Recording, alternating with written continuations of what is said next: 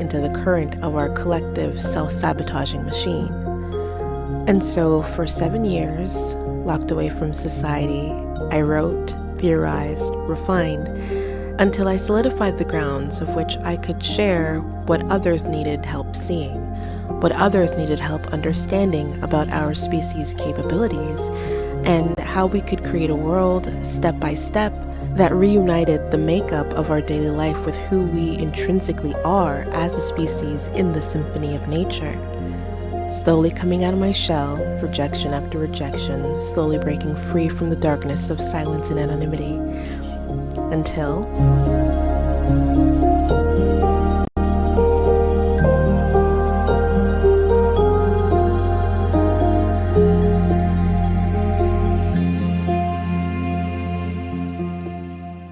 How can you properly convey how differently you see the world? It's easy to point out the things that don't work, but what about the things that do? Under certain conditions, under perfect circumstances, if you turn a blind eye to that casualty, if you just pretend that this is all this can be, the outsider peering through the cracks of society, I fought with this reality of mine, pretended that it wasn't my life, pretended that my earliest memories were not about questioning why this world was organized the way that it was, that my earliest feelings were not loss and grief about how out-of-tuned we seemed to be with our own well-being. But eventually I stopped running and accepted my fate of not being able to ignore what everybody else seemed to do so well, assimilating right into the current of our collective self-sabotaging machine. And so for 7 years, locked away from society, I wrote the... All right, we are live. Hello, good evening. What's the time even? 6:11 right now. That's cool. That's nice. So yesterday's live went pretty okay. I was actually quite content with how that turned out. Today we are doing something new. Actually, I might as well filter through this right now. This is I don't think I'm going to get any more coordinated with this flipped camera situation, but it's Tuesday, so we are doing the Reddit scrape. We are going to, as I've titled the stream, complain with everyone about life as a human being. About life as a human being a mess, right? Actually, maybe I should change the title of that. Complaining with everyone about life as a human being. Let's just say because it's a mess. Okay. There we go. That's far more fitting. Yeah, so a couple of things, right? Just some housekeeping stuff based off of yesterday's stream and how that went. I had to watch some of it back because I was doing the timestamps over on the YouTube. YouTube.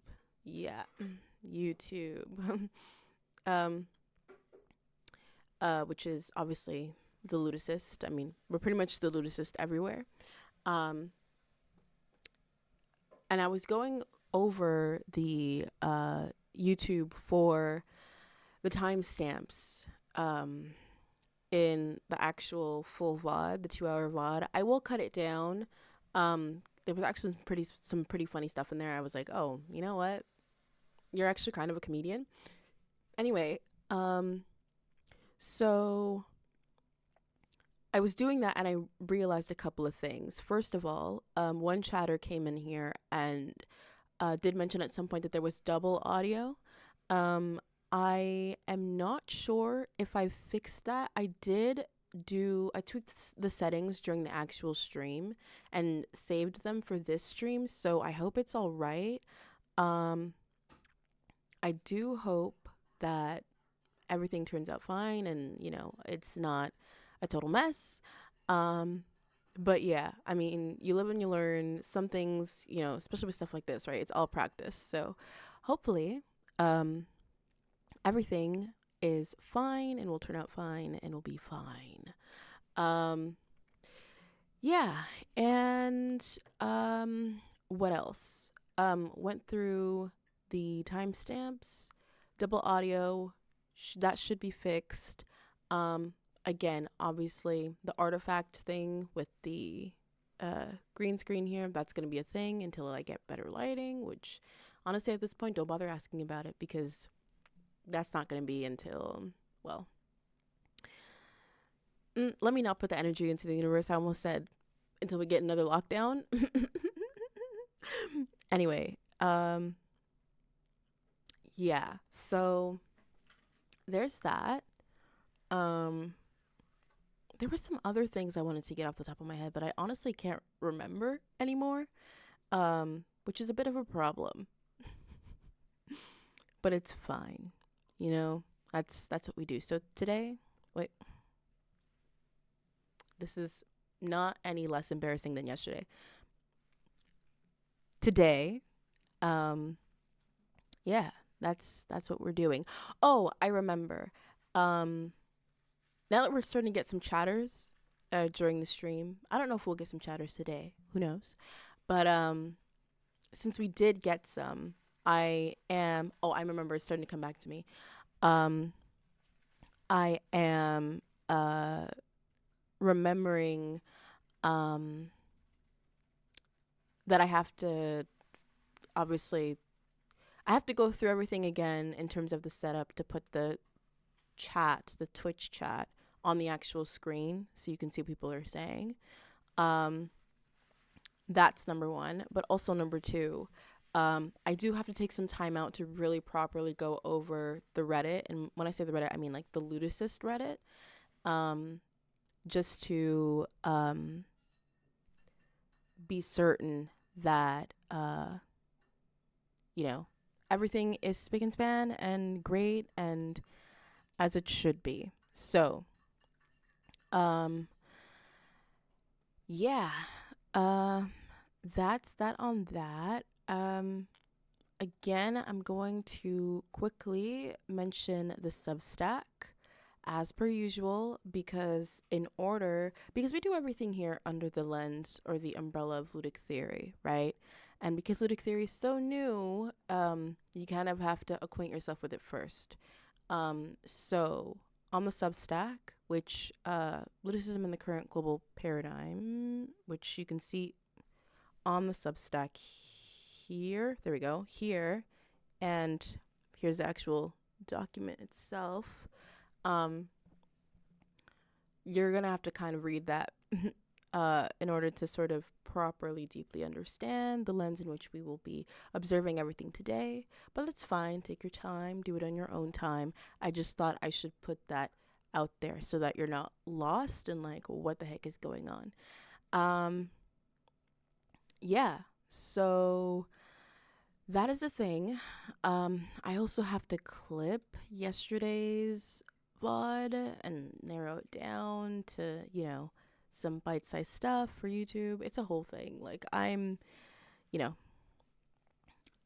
taking it one step at a time. Right now, the main thing is to get the stream schedule and regularly coming on here, get that packed down. Once that's down, once I'm comfortable with it, once I'm comfortable with just, slotting in a live, or rather I should say a stream, when I'm, supposed to be doing it, once I've gotten that down, then yeah. But, growing pains. All right. So today we have something a little different. Different. So you see what I was talking about with the artifacts here? You see that? Yeah. All that stuff there is fine. So I stumbled across this Reddit thread. Oh, I guess I should also talk about this. The reason that we do these, right, the scrapes for both Reddit and Tumblr, is because I like to suss out what the collective conversation is that we're having, I guess you can kind of say in the online diary format, right? Because people use these forums to vent and talk about things that aren't, I guess, I don't want to say not being talked about in the news, because I just don't think that's an interesting narrative. It's just more that, there's conversation that the collective that the I should say that the establishment decides is important to be talking about, because of whoever's vested interest in what. And that's not, I'm not yucking their yum.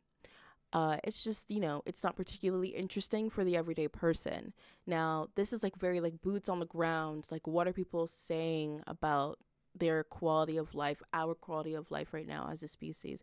So that's why I particularly like going on to Reddit and Tumblr for this specific type of conversation to see what people are saying.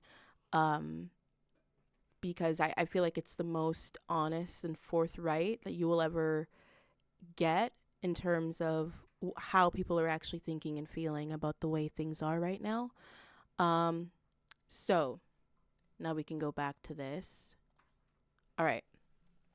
So I stumbled upon this thread not too long ago, or I should say this community. I'm actually pretty new to Reddit.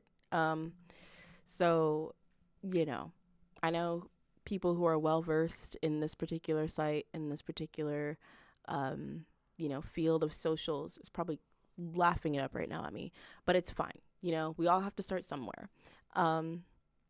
So I stumbled upon this couple, I don't know how long ago, not that long ago, and I thought it was really interesting. Obviously it says unemployment for all, not just the rich.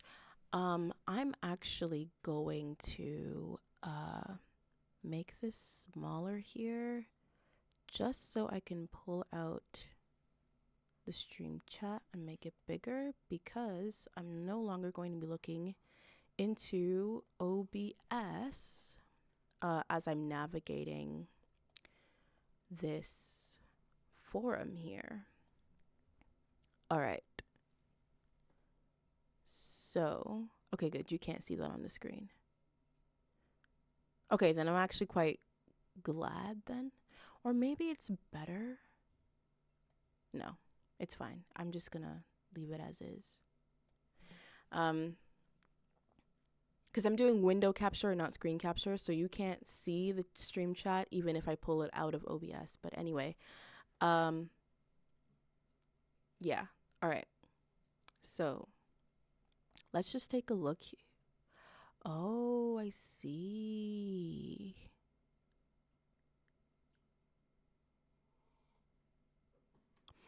Okay. So I actually can't see stream chat. Okay. That's good to know. I didn't know that. You live and you learn. You live and you learn. Okay, so I'm just going to put it back then. And I'm going to, excuse me, thanks. There you go. Okay, so I'm going to put that back, and I'm just going to check back into OBS every now and again.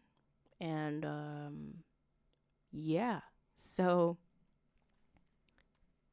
all right. Let's see here. Let's see what we have. Okay. Oh, this has 10,000 thumbs up.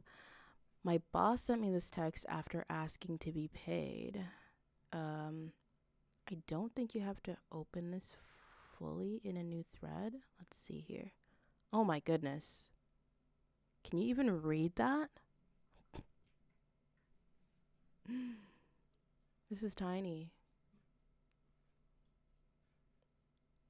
Okay, I'm gonna try and zoom in the browser. Or not. That's completely fine. You don't have to do. Oh, there we go. Okay. Hey, so we're gonna cut tomorrow because of business, so you are off. I will see you Wednesday. Okay, did you happen to do payroll on Saturday? And if so, is there any way I can pick my money up today or tomorrow? I need to do some groceries and such. No, I didn't, because as of right now, we didn't sell enough to pay you guys. That is crazy. That's crazy.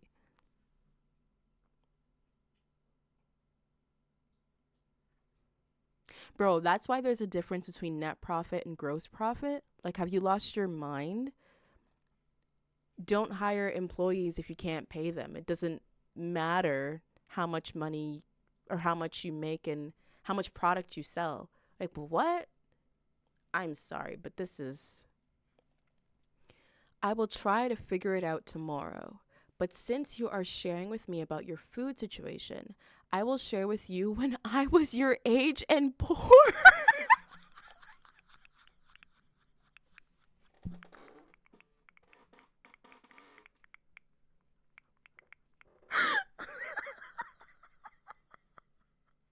I'm crying. What the hell am I reading right now? What? I'm actually crying. What? I was your age and poor. Oh my God, which I was for years. I ate pasta and peanut butter and jelly and packed my lunch. This is such a stupid. She literally just said she needs to get some groceries, which means she doesn't even have ingredients to make that. Like, it's not, oh, I'm bored with what's in my fridge. It's, I have no food. Like, there's a difference. This is, this is ugly. This is really ugly. So while that may suck totally, I know firsthand it does because I did it all through collage. I did it through collage as well. We all did it through collage. Art is therapeutic like that. And about 6 years into my 20s, and then again, the first years of blank's life. Okay, I'm guessing this is in reference to their employer's child. I'm guessing that's what that's referring to, but I'm just inferring there. So, um perhaps you may want to budget for that. That is crazy. That is crazy. She literally just told you, "Listen, I have no food." And you're like, "0, multiply that 0 by 1. Multiply it by 1." Guys, simple math. What's 0 times 1? Thank you. All right. Also, every week, I'm guessing that's also a name. But if I said she. I don't know why I said she. I don't know who, I don't know. If this person, um, if this person called the poster by name as a way to like chastise them, that's beef. That's definitely beef. Um, every week you make more than me, and I am trying to raise a child. Okay, so yeah, I guessed correctly that this is in reference to their boss's child's name. Anyway, every week you make more than me, and I am trying to raise a child. So when you tell me your issues with money, I know that you are not the only one, and you live with 3 people who are sharing the bills. Oh, wait. Let's unpack the fact that she said you're living with 3 people who are sharing the bills. So you're already admitting that you're not paying a living wage. You're admitting you're not paying a living wage. And then you're chastising your employee for not being able to live off of the wage that you know they can't live off of. It's mathing. It's connecting now. I understand now. Yeah. This is 5D chess. Honestly, this boss, I think might just be the smartest person alive. Yeah. Yeah. Real nice. Okay, what did she say in response to that? So my boss asked me, okay, so I, 21 male, work in a very small bakery in upstate New York. My boss, 52 female, is the owner of the bakery. I get paid under the table in cash. Ooh. We work alone together a lot of the time, and so we have opened up to each other about a lot of things. When I opened up to her about my family's financial situation, it was because I trusted her. Ooh, ooh, I'm gonna stop you right there. I'm gonna stop you right there. Your bosses are not your friends. They are not your friends. They are not your friends. The power imbalance already is just, it's funny. We talk about power imbalances. I mean, at least now in the consciousness, we talk a lot about power imbalances in romantic relationships and in, you know, more interpersonal emotional connections. We never really talk about the power imbalances that exist in the workplace. And that, to me, that the moment this guy said under the table, I was like, this reeks of exploitation. And then he said he trusted her. That's really unfortunate. It's really unfortunate to be in a situation like this, honestly. Because, like, that's the thing, right? That's the natural human inclination, is to trust people because we are social creatures, right?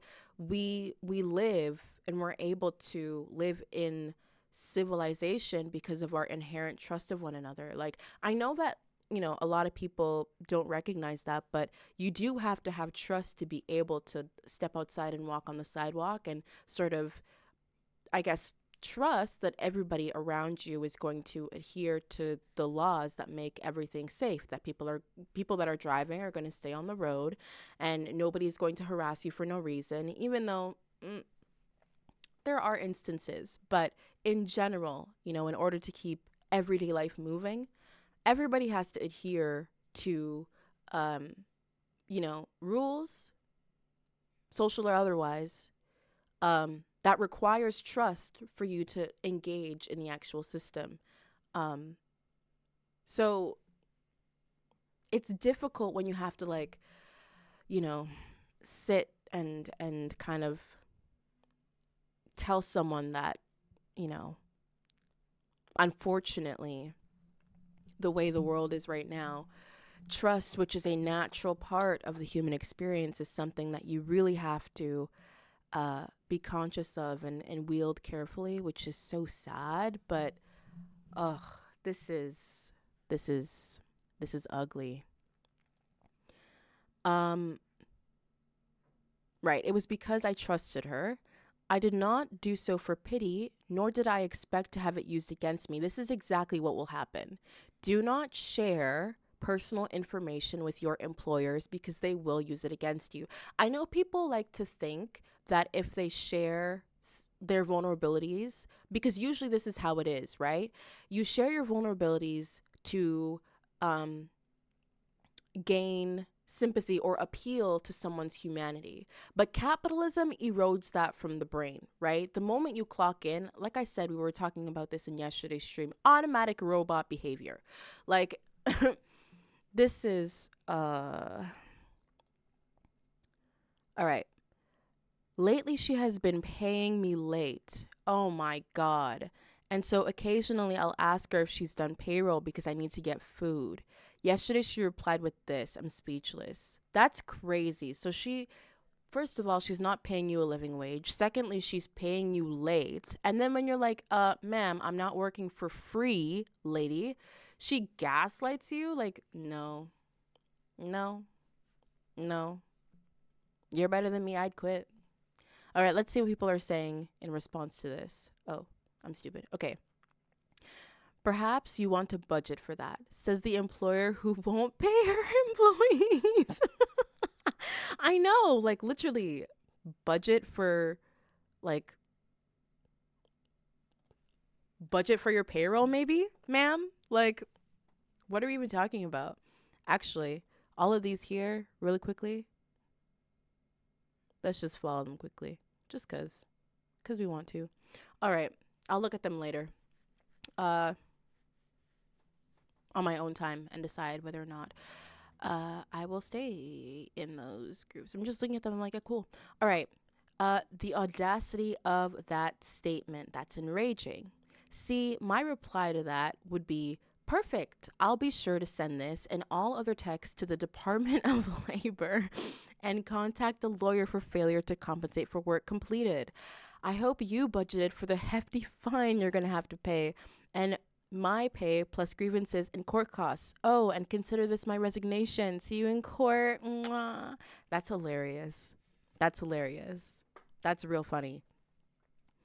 Edit. Apparently, OP, original posters, paid under the table for this job, so this wouldn't work out for them. Yeah, see? And this is actually why you shouldn't take under the table payments. You have no wage protection. Thanks for the correction. Yeah, that's exactly the moment he said I get paid under the table, I immediately was like, oh boy. You know what? She's probably well versed in doing this, actually. He's obviously not the first employee she's paid in this manner so that she could get away with stuff like this. But that's trash. That's trash. I mean, at that point, I guess the only thing you really could do is, say, for example, you did quit the job and there was a vacancy for the job, but I don't know how you'd be able to do this. But if you could, the ideal scenario would be to, leave reviews or something on the bakery and talk about how they don't pay their employees or, paid under the table, basically mess with their brand is basically what I'm saying. But, this is, and I know some people might be like, oh, well, that's not fair because this is her livelihood and she has, like a child to take care of. And it's like, okay, well, what about his livelihood? Like, if we want to talk about, in order for us to live here, we have to do it using a monetary token, then what works for her is what works for him, right? Like, is that what we're arguing? Anyway. I wouldn't give a warning. That gives the other party a chance to prepare or find a loophole. Oh my God, people are being funny. Suddenly being served or having a representative from the labor board show up causes panic. And when in panic, most people make mistakes. Plus, if you're wrong for whatever reason and nothing happens, you look like a fool. Yeah, and then this is what they were talking about, being paid under the table. Yeah. Wait, if OP is getting paid cash under the table, they are not wrong in this situation. Even if the employer took steps to pay taxes, they are not giving OP a pay stub required by law. Informing OP of their taxes paid required by law or paying regularly required by law. That the part about possibly being wrong may not have applied in this situation, but for more general situations, on the off chance someone else is in a situation where they plan to take legal action. Yeah, well...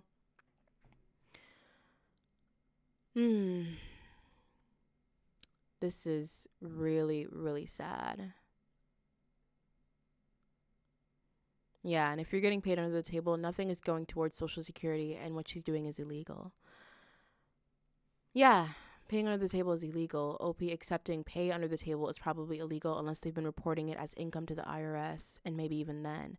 All that said, technically OP may still have cause to force payment, but it's not straightforward unless there's a lot at stake. It probably isn't worth trying. A lawyer would probably be the best next step. That's... Yeah.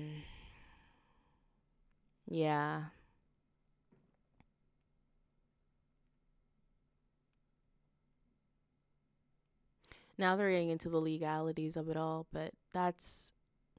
Yeah, see, this is literally what I said. If your business can't pay your employers for their work, don't run a business, right? It's not a business. It's just hanging out with a stranger with a heavy work detail. That's crazy. Yeah, this is clearly someone who doesn't understand how budgeting works. I mean, literally, like the audacity to talk about budgeting when you You can't even budget for your, well, I mean, I was going to say you can't budget for your payroll, but, you know, as we see here, there is no payroll being issued, right? But still, your accounting, like, nah. Um,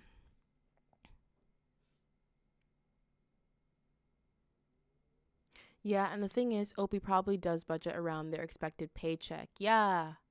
Nobody budgets, nor should they, for their place of work not being able to pay them on time. That's what's so crazy. That's what's so crazy. Like,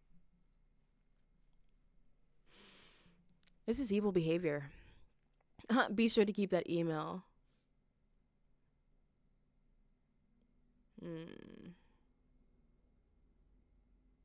Time to quit. When your boss tells you you need to plan for them not paying you, you 100% need a new job. That's what I was saying. Like, bro. When your boss tells you that PB&J is called P&J, that's funny. I mean, I don't eat this type of sandwich. I don't understand the appeal. So but that's my situation. Okay. Yeah, definitely it'll never get better, to be honest. That business won't recover. Her business collapse will come slowly, then very quickly. Then maybe she should go back to collage. Yeah, that's what took me out the first time. I was like, what? Anyway, yeah, that is evil behavior, 100%. And yeah, like, ew. Anyway, quote from Bukowski. I mean, we don't rate him, but let's see. How in the hell could a man enjoy being awakened at 6:30 a.m. by an alarm clock, leap out of bed, dress, force feed, go to the bathroom, brush teeth and hair, and fight traffic to get to a place where essentially you made lots of money for somebody else and were asked to be grateful for the opportunity to do so? I mean, yeah. Oh, we can close this one now.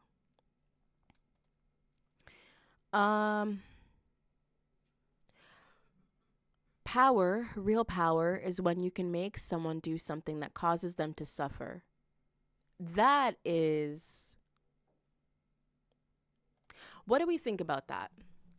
Do we think that part of the capitalist allure is, or rather, I should say, rather, the part of what the allure is for being a capitalist is the amount of suffering that you can inflict on others? Like, the ability to make someone do something against their will and then gaslight them and chastise them and know that they can't do anything about it. Well, I say can't do anything about it, but, you know, in that situation, at that very point in time, in the moment, you know, when they need that paycheck to, you know,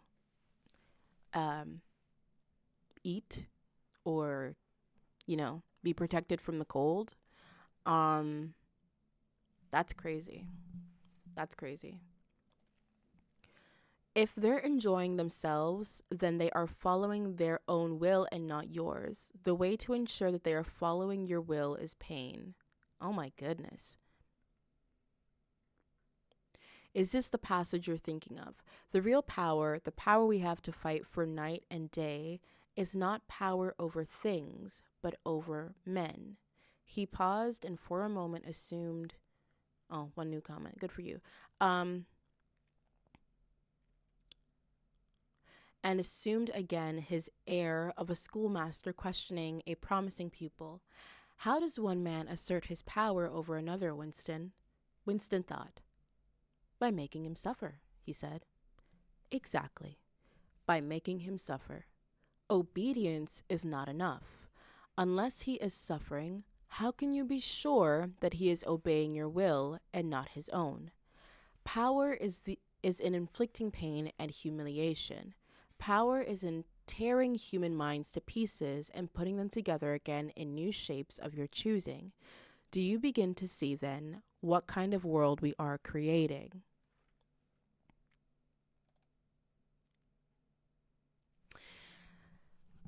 That's interesting, right? this idea that, because earlier we were talking about, human beings being social creatures, right? And getting all of their satisfaction and their ability to continue evolving and learning and, living through their social interactions with others. This idea that subjugation is a valid form of that exchange is interesting. I mean, I don't think it's productive in the sense of, I think it seeds sickness. I do, both in the inflictee and the inflictor. But that's interesting. That's interesting. Subjugation is something that's used when you don't know how to obtain what it is that you actually, first of all, when you're unable to source what it is that you actually need, right? Because that sense of power, that sense of control is a replacement for what it is that you feel you lack. So that's the first thing. But then also,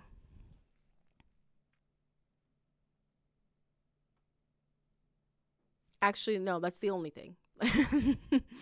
Maybe there was another point there, but I lost my train of thought. In any case, let's continue reading here.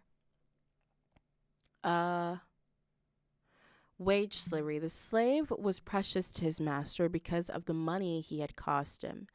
They were worth at least as much as they could be sold for in the market. It is the impossibility of living by any other means that compels our farm laborers to till the soil whose fruit they will not eat, and our masons to construct buildings in which they will not live.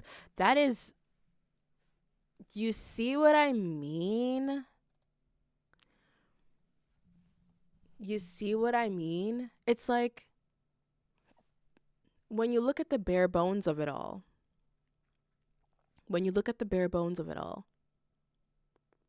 there is no way to look at the skeleton of how we live here and be like, this is optimal. It's optimal and it's healthy and this is how it should be. Because it's literally not. Anyway, let's continue this passage here. It is want that compels them to go down on their knees to the rich man in order to get from him permission to enrich him. What effective gain has the suppression of slavery brought him? He is free, you say. Ah, that is his misfortune. These men have the most terrible, the most imperious of masters, that is, need. They must therefore find someone to hire them or die of hunger. Is that to be free? By the way that the word need is being used in this context is not in the same way that you would use covet, right? Because coveting something would be yearning for something that's in excess, right? For whatever reason. I don't want to say whatever superficial reason, but but in this context, right, need is quite literally like need, like right here we have social engineering, manufacturing consent. We're just regurgitating Chomsky's analysis, Hume's paradox. Actually, that's pretty funny that we're bringing this up here because yesterday in the chat, there was someone who brought up a work by Dave Hume. So it's funny seeing that here as well, actually. Again, we're probably going to explore that work later down the line on the Monday read along. So yeah, and yet, oddly enough, virtually everyone would prefer to be a free laborer rather than a chattel slave. Funny that. It's a bad analysis. It's like you didn't even process the quote I posted. Free laborers aren't free in the sense that they have the choice to not labor. They are still slaves, but they have to pick a master. So yeah, probably most people would prefer to choose their master if they can, but most people would probably prefer the choice not to be a wage slave at all. Yeah. You forget, get your child ready for the place. You have to bring them during the day because you have to go to the place where you make money for other people. Yeah. Welcome to late stage capitalism. All capitalism. You misspelled 1984. What? That's funny. Please explain yourself. The book 1984. Don't bring nuance into this research. Anyway, yeah, enjoy your life. All right, next. The only LinkedIn post I will ever like. Okay, wait. We need to talk about LinkedIn before I even get into this. LinkedIn is it's funny. Yesterday I kept using the word what was the word I kept using? Intrinsically. This night, it's crazy. Crazy is the word I keep using tonight. So, anyway, whatever. I notice these things. But honestly, LinkedIn is, I almost said worse than Twitter, but nothing is worse than Twitter. I would say it goes Twitter, then LinkedIn. And I know you're going to be like, it's called X now? Not to me, it's not. Not to me. Not to me. Yeah. So, LinkedIn is crazy because you have a whole bunch of people on there. Like, first of all, the whole idea of having a social media based off of like parading your resume is nuts to me. Like, completely and totally nuts. Like, the whole like sort of vanity of it all. Like, I know you can like, you can, I guess, make the argument. It's a weak argument in my personal opinion because it is a social media, right?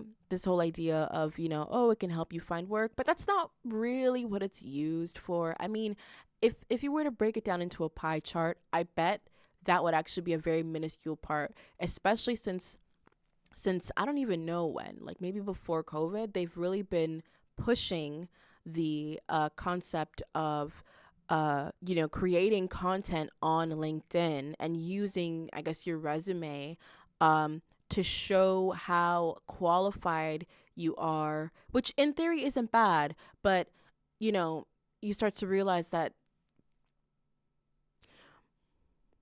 how do I put this nicely? It's like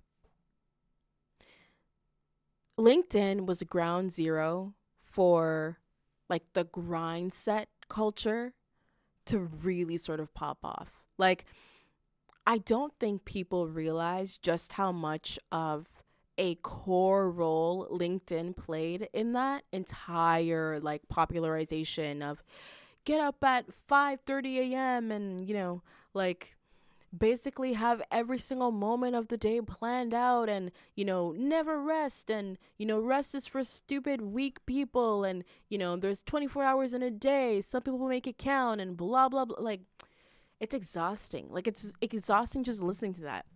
And I'm someone who enjoys getting things done. Like, anyway, that's my little rant on LinkedIn. I'm probably not even done. It'll probably come back again at another point. But I just thought I should get that off my chest before reading what this post even says here. Okay, the only LinkedIn post I will ever like. I don't know who this Chris Donnelly guy is, but it is what it is. Oh, I post about startups, scale ups. Hold on. I post about startups, scale ups, AI, and my entrepreneurial journey. Ugh, don't even get me started on AI. I went on a whole tangent on yesterday's stream about predictive text and all of that. just check it out. It's still on the the Twitch VODs. It'll be down in like a couple days because Twitch does automatically take them down after a certain period of time. In which case, then it'll then be on the YouTube. It's already on the YouTube. I timestamped it earlier today. Anyway, people don't quit jobs. They quit poor managers, poor compensation, poor culture, lack of growth, lack of support. If you're losing top talent, it's a sign something needs fixing. Is this likes? I'm assuming. Or just any one of these things? A thumbs up, a clap, and a heart. I don't know the difference between them. Don't educate me because I don't care. All right. 100% this. The only time I've ever heard someone like nobody wants to work, where it wasn't a red flag on them personally was at a non-profit, and even then it was a nobody wants to work for non-profit wages. Though they were above minimum wage, still never going to be great money. At it, the non-profit person was in a single locations management, not corporate. Generally, screw corporate of most companies for profit or not. Generally, screw corporate of most companies. Oh, of most companies for profit or not. Okay. Currently work at a non-profit that hemorrhages employees like there's no tomorrow. It's mostly because of poverty wages.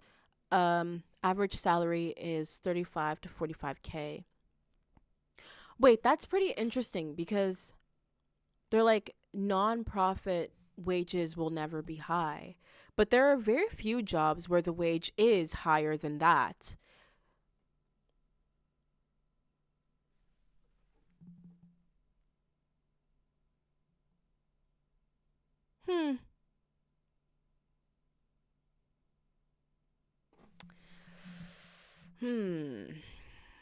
Okay.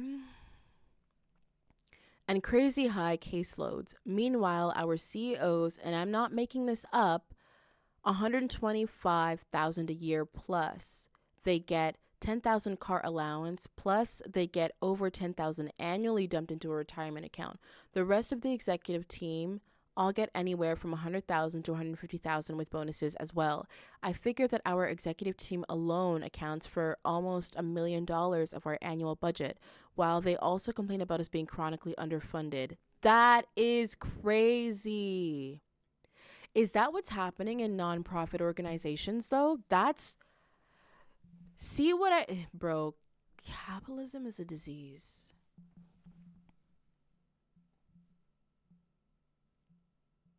I mean, if capitalism didn't exist to begin with, we wouldn't need nonprofit organizations. But you see how capitalism will infiltrate every facet of our existence, even in places that are supposed to be, in quotations, like a safe space from it. Like that is, I mean, that's kind of obvious, right? Simply because of the fact that quite literally everything requires a monetary token. You can't opt out of capitalism, even if you don't agree with it. And that's a fallacy that a lot of people really fail to understand. That's why I personally don't like the phrase or phrases similar to this, like champagne socialist, where it's like, because everything requires a monetary token, you have to participate in capitalism, even if you are very critical of it and you don't want it to exist and you're actively working to eradicate it in the way that you can. Whether it be, through original work or, through collaborative effort or legislative or civil or even just community outreach, whatever your tactic is, it's really interesting to see people, really not really fundamentally understanding that even if you're against capitalism, even if you're vocal against the way the monetary market system is inescapable for us right now in current present time, that you will still have to earn, not just earn money, but spend money, manage money. You have no choice because you are quite literally chained to the system. Even though you're trying to change it, you can't opt out of capitalism right now as it currently stands, right? Because there would have to be something that would replace that. And in order for that to happen, literally everybody collectively, we as a species have to be on board for that. And right now, we're just not there. So terms like that really irritate me. Anyway, let's continue forward here.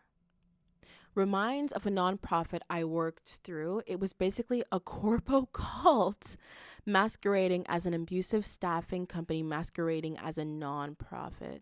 Whoa. Wait, I have actually never come across the term corpo cult. I don't know why, but that is giving like inspiration for like I thought of Cyberpunk 2077. The fact that, okay, I'm mentioning a game that I never played and that I don't know the story of. So like don't come for me. But it's giving, you know, when everyone's like, okay, this is one thing that's so annoying. You know, when like there's a very clear message trying to be conveyed about the state of society, right? And things that we should avoid, you know, avoid going into, and conducting ourselves in a way that's preventative of us sort of delving into things that will just end up being destructive for us in the long run. Whenever a piece of media is created trying to, I guess, alert or introduce an audience to a certain, you know, to that kind of ideology, or to I guess introduce a new school of thought or whatever, it's what's so sad is that the ironic thing is graphics and stuff have improved so well that the game will look really good. And then everyone will be like, "Oh, I wish Cyberpunk was real." It's like, do you understand what you're saying?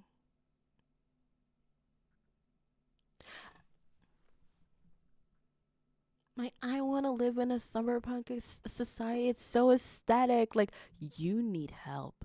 Like, like it it didn't it didn't it didn't compute.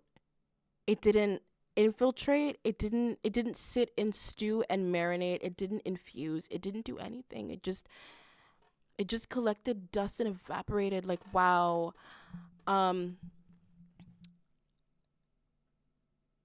That's really sad. Yeah. Anyway, that's what Corporal Cop made me think of. It made me think of Cyberpunk 2077, even though I've never played the game. But it would make an interesting game if it was around the idea of that. Corpo cult. Is that going to stay with me? Who knows? Find out in a couple years. Okay. They would basically give you training. Quality depends on who they hired for it. So they would hire third-party people to train you for a job that they did not do themselves? Okay.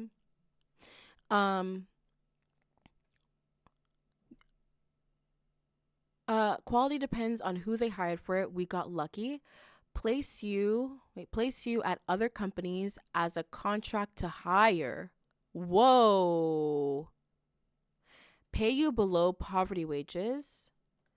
Be constantly up your ass about things they had no role in, and pay their officers 6-figure salaries. Oh my God.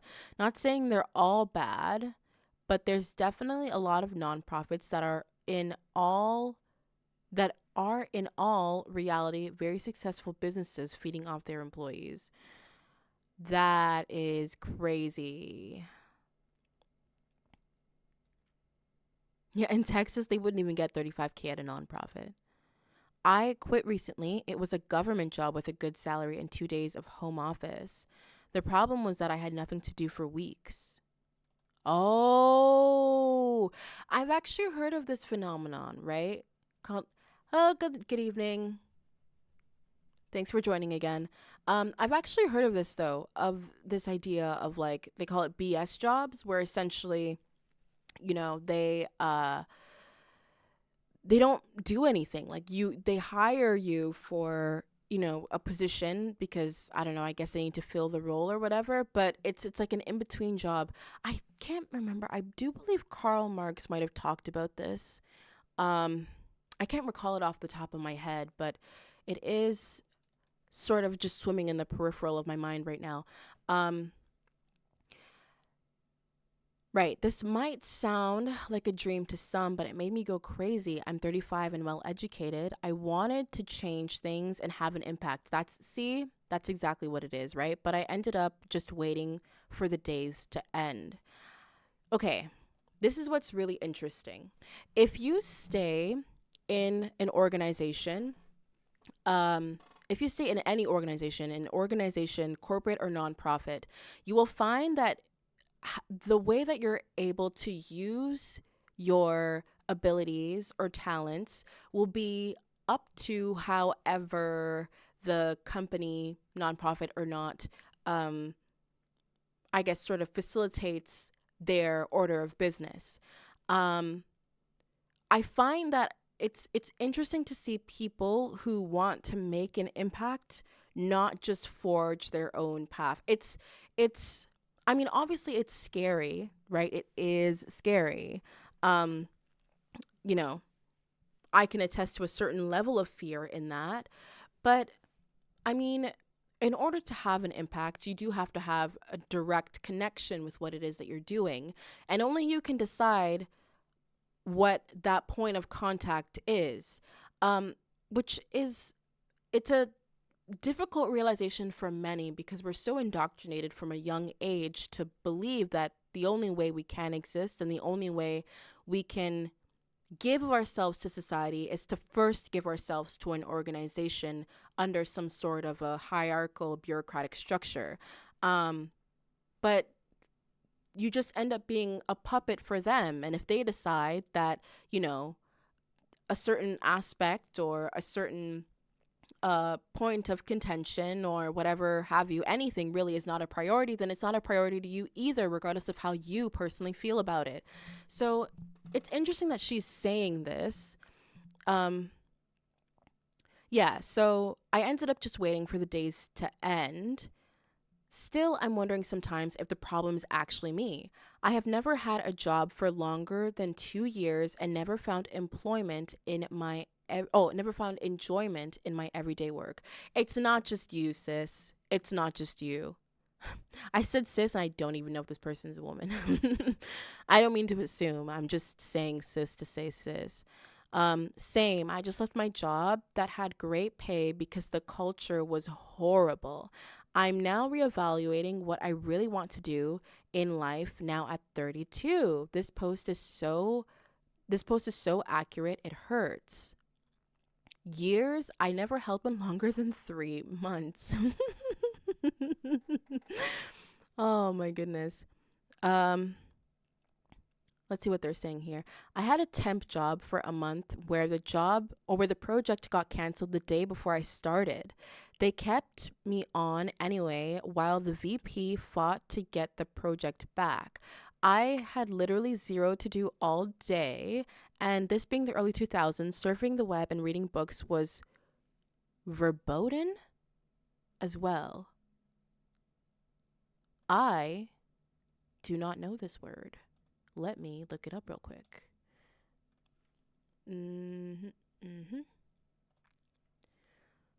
I don't want to assume and I don't want to assume and think that it's a typo, but I'm just gonna look it up real quick. Verboten. Forbidden. That's what I thought. Okay. I'd do the rounds every hour asking for anything to do and spend the rest of my days zoned out staring out the window. Oh, that's the worst. Worst job I've ever had. Sitting there for 8 hours a day with literally nothing you can do. This was just before smartphones got big. Just sucked. Okay, well, the thing is, right? I don't think a smartphone would have saved you either, because instead of staring out the window, right, and doing nothing, then you're just like on your phone scrolling for hours, which I guess for some people is mind-numbingly inconsequential. But I mean, and you are getting paid, but like still, if you want to make an impact, if you want to feel like your days and your time and your efforts are worth something, it's not going to matter what you do to pass the time. Okay, let's see here. People like working when they have good managers, good culture, good growth, adequate pay, good employee benefits, bonuses, incentives. Aren't working a million hours a week and being called outside of work to just get on track and check that one thing on that one case for the Anderson account who is currently on a golf course in California with the delegates from the international division. I hate this paragraph so much. International division of the company who are visiting from Hong Kong. Who needs that one sentence updated right now? That's funny. That is so funny. Oh my god. Good actual buy. That was a good one. Anyway, sadly, the crappy managers with poor retention don't care if that everybody hates them or quits. Well, because that's the thing, right? Because here's the thing: managerial positions, whether they're under another boss or whether they are the boss, like the head honcho in charge of CEO or whatever, CFO, whatever the hell, they are taught to not care about how people think of them. They are rewarded. It's almost like, to prove that you are most qualified for that type of a position, you have to you have to prove that you have no connection to your own humanity, that you will not fall, I guess, victim to people's attempts at appealing to your humanity, your empathy, or gaining any kind of sympathy from you. So, I mean, the result of that is going to be managers not caring whether you hate them. And, it's a sad reality. It really is. Yeah. However, it's a great indicator during an interview if you find out they have high turnover. Best way I've heard it phrased is that people don't quit jobs, they quit workplaces. People will leave a toxic workplace where they aren't valued faster than they'll leave a profession they've trained in or received a degree for. They just find better, or at a minimum, less bad. More truth has never been spoken on LinkedIn. This is the only truth that's ever been spoken on LinkedIn. LinkedIn, as I went on a tangent earlier, LinkedIn would be the worst platform if Twitter didn't exist. Like, I can check off 4 of those things. I'm assuming they're talking about one of the 4 of these? There's only 5 in total. What? Oh my god. You know what? I bet most jobs fall into this category, but people legitimately, they can't move up or they can't move out. Like, that is very, very, very unfortunate. Right. It's literally why I left my last job. Our executive leadership was content to allow us to continually hemorrhage talent that was crucial to our culture and the work itself. That's another thing that I really hate, when managers and people in positions of power in these structures, they fail to recognize that the things that make the environment, even if the job itself completely totally sucks and you feel like a total moron, the environment itself is made by the people who are there. And this idea of like, like, why is the culture different now, or why is the atmosphere different, why are people less productive, why are people why has anything about, I guess what you would call the culture changed? It's because, well, the people aren't there anymore. And I don't know why managers don't view that as a valuable aspect of, I guess you could say, their, I don't want to use the term employment portfolio because who the hell am I? But like, ew. Anyway,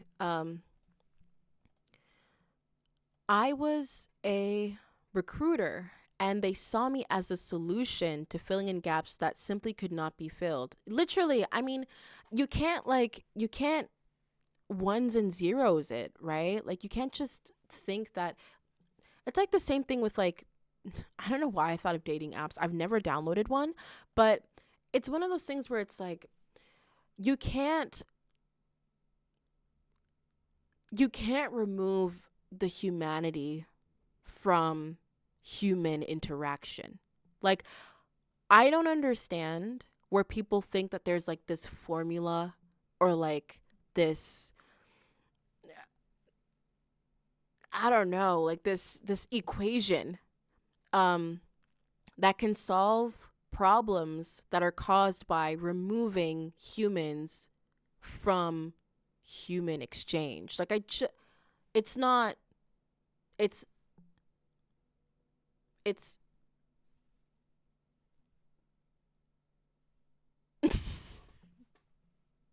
I'm done. There was no direction or guidance or really anything every time someone would leave. They were happy for them to move on to something, but it was delusional. No, it usually is. It usually is delusional. It was almost as though they were saying, see, what a wonderful opportunity for them to spread our culture and our work ethic, rather than seeing the fact that they were leaving a sinking ship. Recruiting is only part of it. Retention has to be a priority. That's crazy. That's so crazy. I mean, isn't that all ego?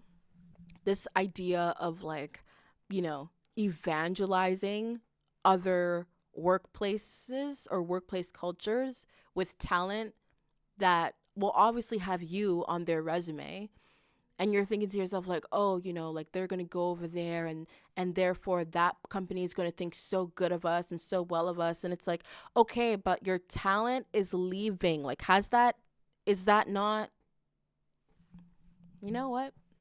Let's move on. All right. Next. Tip, don't cry on company time. What could this be about? Let's see. Oh, this is going to be personal. Okay. Let's see. Back in September, my wife and my son was stillborn. At the time, my work and management team were very supportive.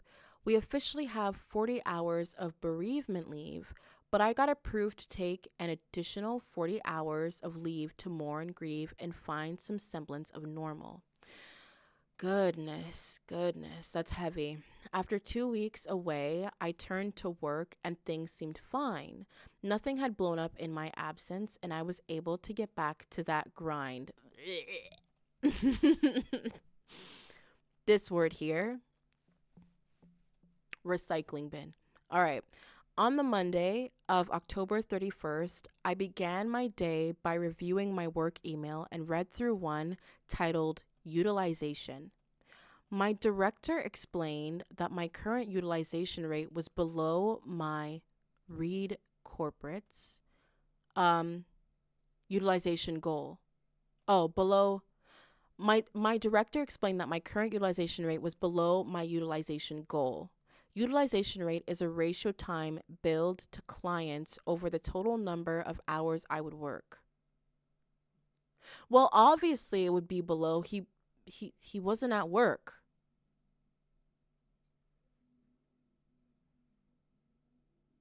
I'm already annoyed, but whatever, let's continue.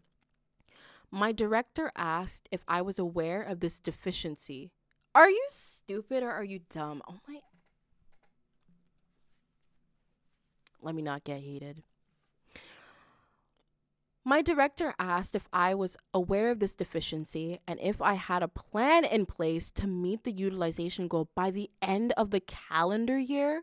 In my response, I noted prior to my bereavement leave, I was comfortably above my utilization goal. Exactly. He literally went and mourned his child, bro.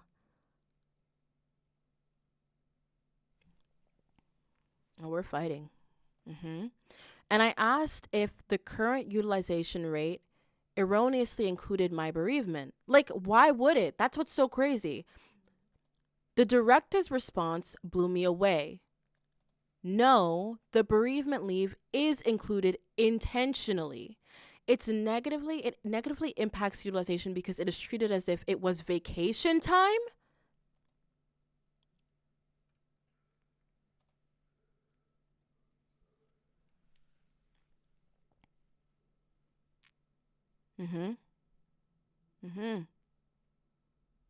Okay.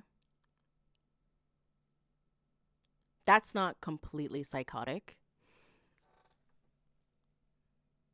All right, let's see here. We have a good friend of the chat.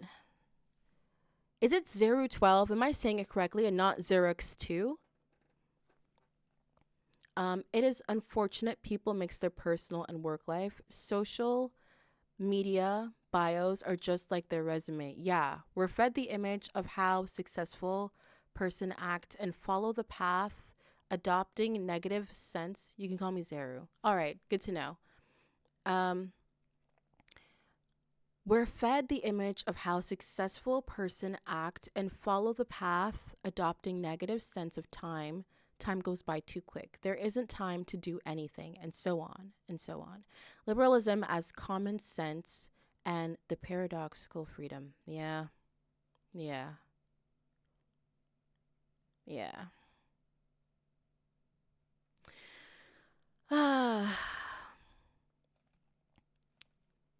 We fight.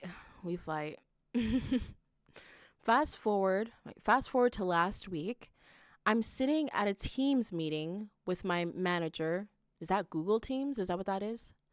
Anyway, sitting in a Teams meeting with my manager and director to discuss my performance and corporate goals progress. I dance around my lack of goals progress, expected parental leave, and actual bereavement leave ruined any chance of achieving the goals management made me put together back at the start of the year. Yeah, I mean, it would be ludicrous to expect you to be able to somehow like compensate for that time, which was given to you and should not have been counted as vacation because, I mean, you weren't enjoying yourself. You were quite literally, you know what? It's fine. Let's just continue. The conversation came back to the dreaded utilization conversation. I explained I am still under the utilization goal, but I had a plan to hit the utilization goal by year end. My plan is to just change more hours for the same work I do. Oh, to just charge more hours for the same work I do and being available for more tasks that never get actualized. Isn't that so crazy, right? I'm assuming that these utilization goals exist specifically to try and,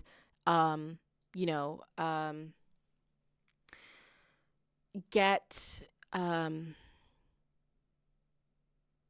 guess, have a sense of productiveness within the company, right? Like obviously hitting like profit margins, whatever. And it's funny because it's like, sure, but now he's just gaming the system, and it's like, is this what you wanted, company? Like, is this really what you wanted?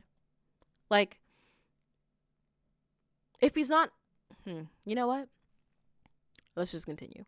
I also added if bereavement leave was excluded from the utilization rate, I would exceed the goal handily.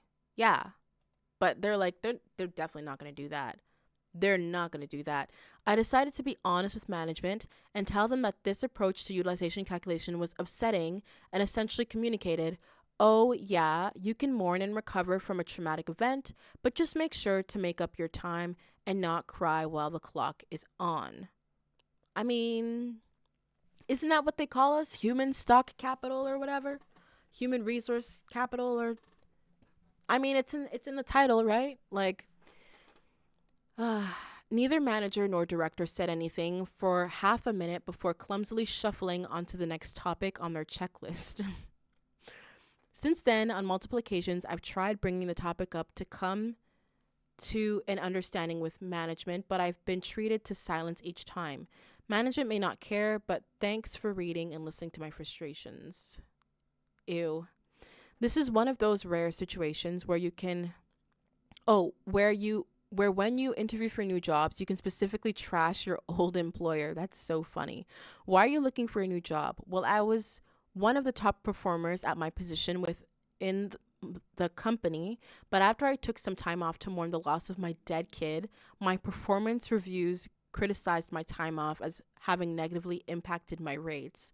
I feel as a top performer for my company, I should be able to take a bit of time off to mourn my dead child without it being held against me. No reasonable manager is going to think that crazy. Well, you say that, but you're going to find out that even at your new job, right? I mean, the same thing is probably not going to happen to you twice, but you'll be surprised to find out that going to your new job, they're probably going to do the same thing to other employees there. So, because it's the same thing, right? They all have the same goals and you're expendable in the same manner, no matter what name is on your pay stub. And if they act like you're the problem instead of your employer, it's a dead giveaway not to take a job there. I work sysadmin. I'm guessing that's system admin and IT. Okay, yeah. So I got fired because a senior partner thought I was taking excessive amounts of time off and excessively long lunches. Okay, and you're taking an excessive amount of time to piss me off. How about that? Like, due to past chicanery, I kept a detailed journal of my lunch time, timing late, early, long, etc. Amid hours worked that week, I also had 20-something PTO hours left. The thing that made it noticeable is that the company policy was no half or partial days. We could only take whole days off with PTO or nothing.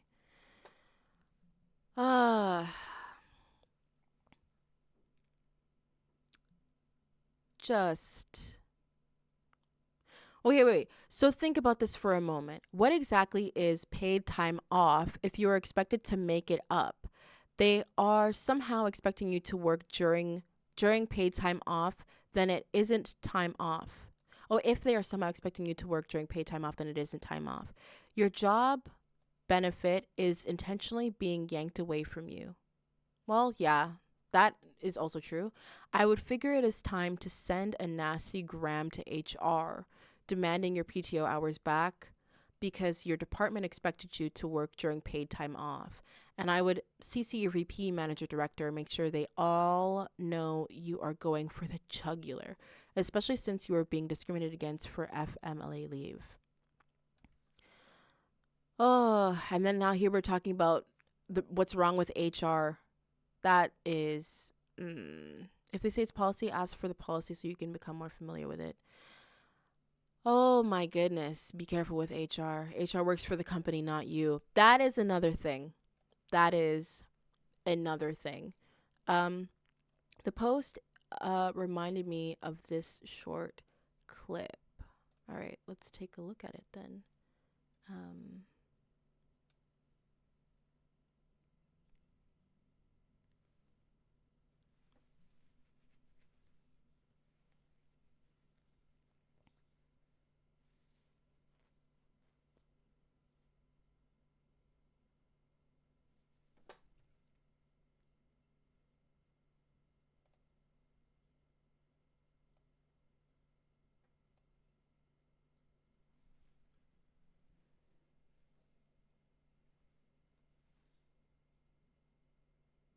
Yep. And then the governments are.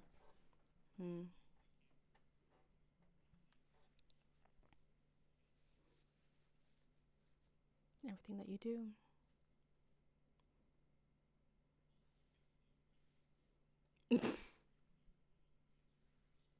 Like,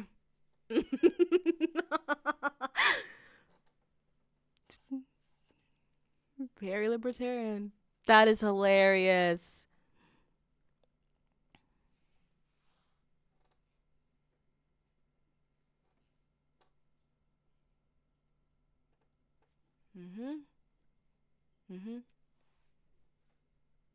Yeah, because at the very least, well, no, I was gonna say,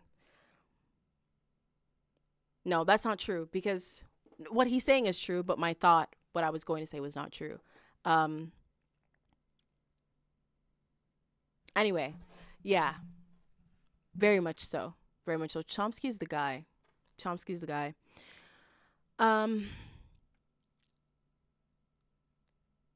Yeah. The fact that HR is like almost, I don't want to use the word internal spy, but man, there is no protection for the everyday man. It's actually kind of crazy. By the way, when I played that clip, was it audible?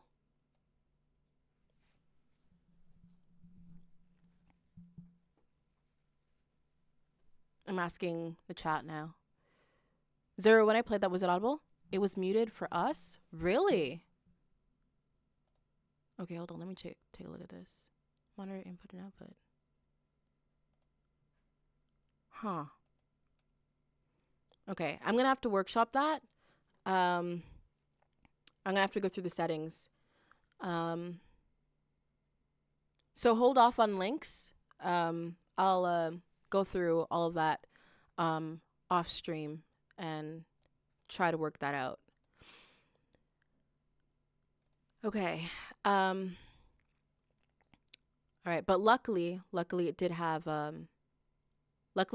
subtitles, so at least you could read what was being said. Yeah, okay. On to the next. We have employers to face 10 years of jail hefty fines under proposed wage theft laws. Well, let's hope, right? Epic spam post false jobs, and LinkedIn is okay with that. Dude, like I keep saying, LinkedIn is cesspool behavior. Like, just Christmas can be a time of retrospection. Do we even want to look at this? Let's see. CEO, we made record profits this year, and I thank each and every one of you. Yes, there are so many things I could do with my bonus. CEO. We all get bonuses, right? Yeah, no. Let's see. I'm glad the CEOs are catching on. Panera founder says employees today aren't motivated by the idea of making money for shareholders. Nobody cares. Wait, why would anyone care about that except you? Like, what? That's such a dumb thing to say, but whatever, it is what it is. Okay. My employer thanked us all this year. Wait, what?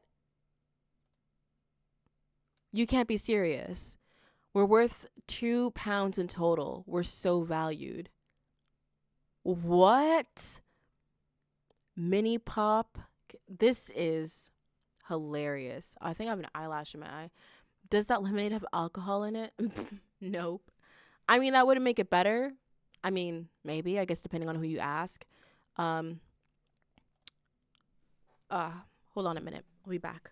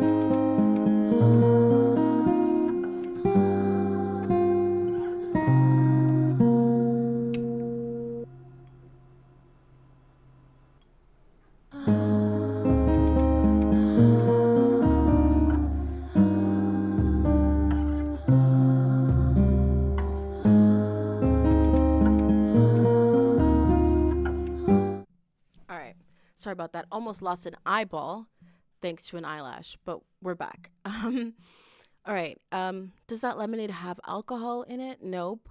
This is basically what I used to get in primary school when it's someone's birthday and his parents bring in some treats for other children. LOL, if my boss gave me this now, I would ask him if he thinks I'm 5. Based on all the pizza parties, I think the answer is pretty obvious. Bro, that's crazy. Not even a large size Dairy Milk. Insulting. Oh my goodness. Yes, hello, this is your landlords. I'm happy to inform you that we're now accepting candy as payment. No need to verify, just send directly to me. Bro, isn't that so crazy? If you were to treat them the exact same way that they treat us, the normal average person, they'd be like, well, this is appalling. Like, who do you think you're talking to? Like, I will, let's see. I'm curious, what was the turning point for you? The first social criticism you heard that made you truly question what was going on? For me, it didn't actually happen like that. I was really, really, really, really, really young. I just kind of had the sort of natural propensity to question things and question why things were the way that they were. I wish there was something specific that I could point to, because I feel like for a lot of people, having something that you can point to and being like, oh, it was that specific thing sort of helps them along on their own, I guess, journey of actualization. But for me, I just came into this with the disposition of constantly questioning things and just being curious about the world around me. I never really felt like I was here to be here. It sounds odd when I put it like that, but that's really the only way I can articulate how I felt as a really, really young kid. And I would journal about that odd sense of alienation super young. I started when I was about like 6, which is, I don't know if I did mention that in yesterday's stream, but it might have been earlier in the stream. So yeah, unfortunately, I've kind of always been like this. It's not something that I've been able to run away from, even though I've tried. Yeah. And then eventually you're like, you know what? This is me. This is how I view the world. And I'm just going to nurture it and explore my own curiosity. And I guess, you know, who that bothers is who that bothers. It's not really my problem. Yeah. So, that's kind of my story. What about you?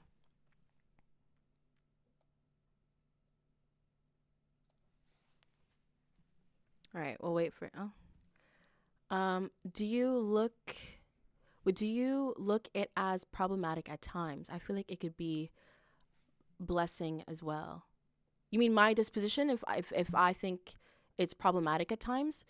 I mean, for the entire it's something that I can't turn off. So growing up, I had periods in my life where I would essentially kind of berate myself for thinking and perceiving the world the way that I did, because it was something that I couldn't turn off. You know how some people, their sense of self-esteem is sort of connected to how they look or how popular they are. My self-esteem was sort of connected to this, you know, I don't know if the correct word is self-esteem or self-worth, but um I I I felt as though, you know, like everyone has okay, for example, like everyone has an insecurity that they berate themselves over, right? Whether it's a vanity thing or a popularity thing or whatever. For me, what I constantly berated myself over was the way that I was naturally wired and thinking. So all of my internal conflict was never really about, you know, things that people normally, um, you know, trip over themselves over, which I'm not, you know, I'm not obviously diminishing those things because they're pervasive in society for a reason. Um, but yeah, for me, my inner battle was always around, why can't you just turn this off? How come the only way you're able to interact with life is through this lens? It's an intrinsic part of who I am. So growing up, I only thought of it as problematic. And it wasn't until, really honestly, my early 20s, which I'm not far off from, but it really wasn't until my early 20s when I sort of embraced my natural disposition and kind of just went along with it. And I guess nurtured it and supported it. And yeah, so, I mean, yeah, it's kind of unfortunate, but I mean, when it's the only way you can think and it's the only way that you can see the world and there's no way for you to turn it off, you can only allow yourself to exist as you truly are, right? So I honestly, like, truthfully, I say this truthfully from the bottom of my heart, I had no choice. It was either I viewed it as problematic and fought myself for the entirety of my life and never really got anywhere and never did anything productive with how I thought, or I embraced it and, you know, here we are. So, the beginning of this long and arduous journey. Yeah. What about you?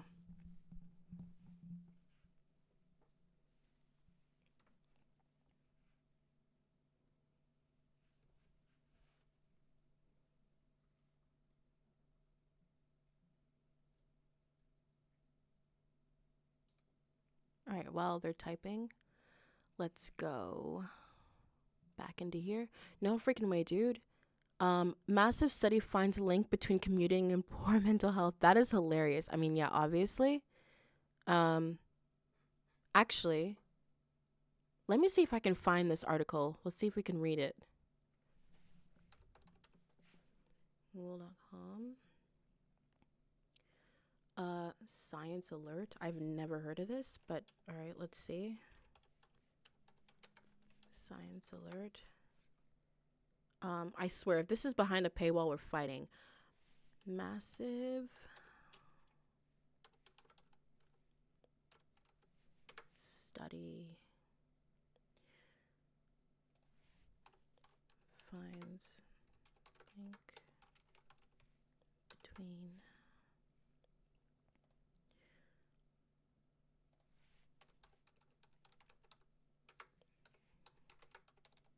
I'm like typing with one hand, which is a struggle in and of itself. Okay, science alert. 2 days ago. Oh, okay.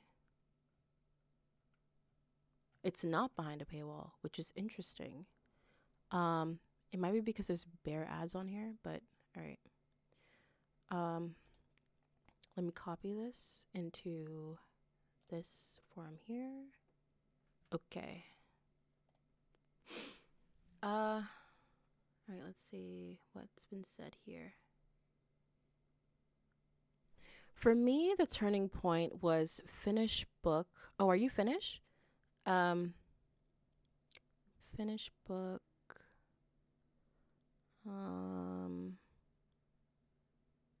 Called Mika Liberisma Veya. What's wrong with... Hold on, let me pull out this chat. It's a little bit small where I'm looking at it.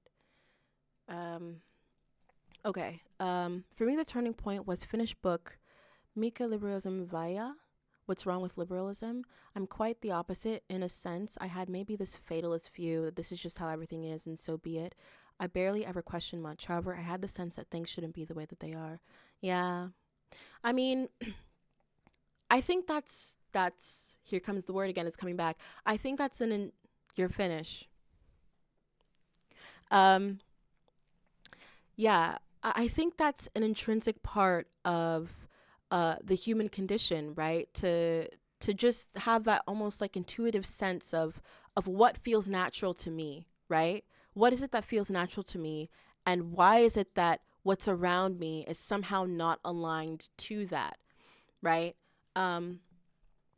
Even if we don't yet have words for that, what that feeling might be, even if, you know,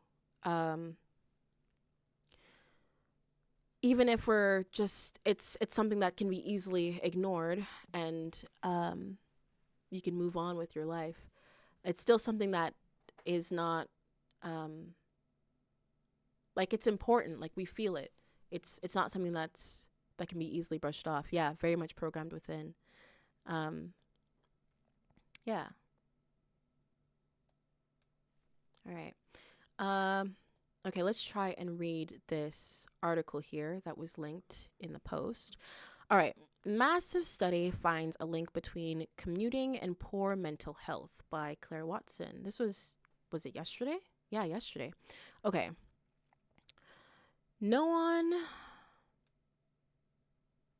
Wait, what? Mysterious link between owning cats and schizophrenia is real? Wait, huh? What is this place? Research in mice suggests a surprisingly between nose picking and Alzheimer's. Can this even be trusted, bro? What is this place? Science alert? What is this place? I am very confused about us. Who are you, first of all? Let's look at you really quickly. Science alert publishes timely, trusted science news to enlighten. Okay, so it's just like people who collect things from. Science Alert was born to give vision to access to trusted, well-balanced reporting free of charge no matter where they are in the world. Founded in 2006 by ex-Microsoft programmer Chris Casella. I mean, you can say that. Science Alert is solely funded by display and native advertisements. We don't run sponsored articles, nor are we affiliated with companies. Okay, well, here's the thing, yeah? It seems as though this is a place that pulls from a multitude of different sources, their articles, and who's reporting. So we should probably take this with a grain of salt, especially some of these things. I'm not sure what that is, but I guess we can see what they're at least saying here, because I do think this is interesting. I am interested to see where they got the source material for this particular article, though. The study has been published in the Journal of Transport and Health. Okay. Yeah, but by who? Are you going to load? What am I looking at? Oh, okay. Yeah. Association between commuting time and depressive symptoms in fifth Korean working conditions survey. Highlights. We studied commuting time and depression using representative data in South Korea. Long commuting time was significantly associated with increased depressive symptoms.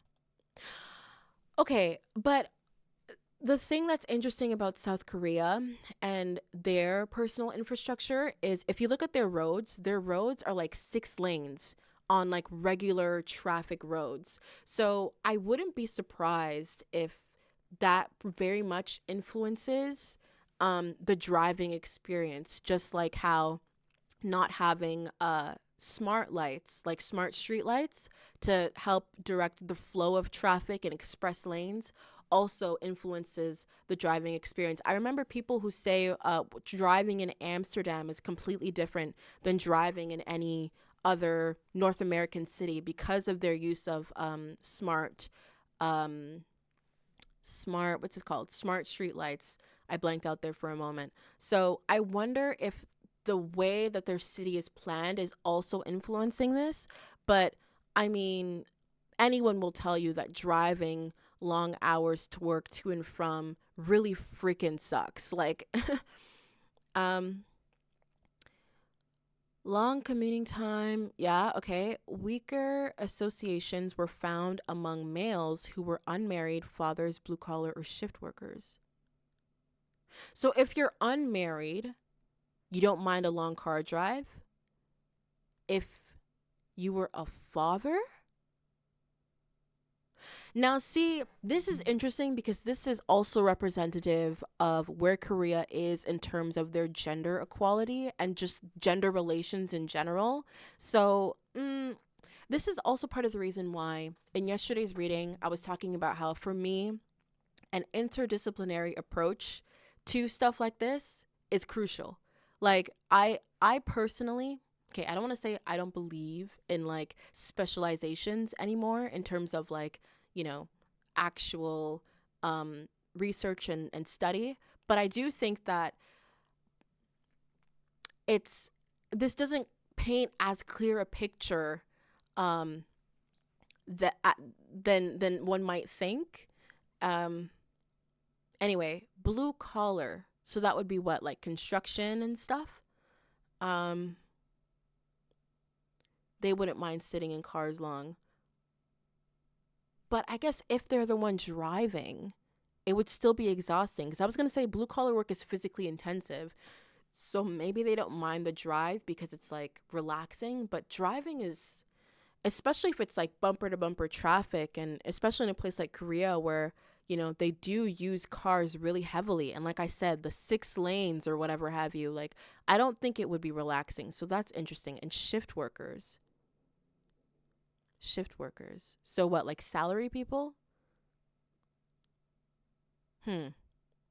Similarly, weaker associations among ages 30 to 39, higher income, and non-shift female workers were found. Non-shift female workers. Or is shift workers like, you know what? Let me actually look up what shift workers is even referring to here before I even go on about whatever it was I was going on about. Shift work meaning. Yeah, obviously comprising reoccurring periods in which different groups of workers do the same jobs in rotation. Oh, so like factory stuff? I don't know. Anyway, conclusion. This study demonstrated differential associations between commuting time and depressive symptoms based on socio-demographic features such as sex, age, and income. Various socioeconomic conditions influence commuters' mental health. Well, yeah. Tailored approaches suited to these features are needed to mitigate the influence of commuting time on depressive symptoms. So there's no one like size fits all. There's no one particular reason as to why someone might find it unfortunate. I mean, that would make sense, I guess. One could also say that it's possible. I mean, I guess you could say one could make the argument that it's possible that in a long commute time, you get a lot more time to think about what it is that's going on in your life specifically. And so it could be that the depressive symptoms are, I guess, sort of connected to a sense of existentialism that may crop up, or maybe less, you can ignore it less when you're commuting. I don't know. This seems a little, I don't know. You can't really pinpoint it. Okay, let's at least see what Claire Watson here sort of derived from this article here that was published. This will be in the Journal of Health and Transport in January 2024. Okay, so no one wants to be stuck in traffic, especially not with research showing how detrimental it can be to our health. Long daily commutes can leave little time around busy work days for commuters. Long commutes can leave little time.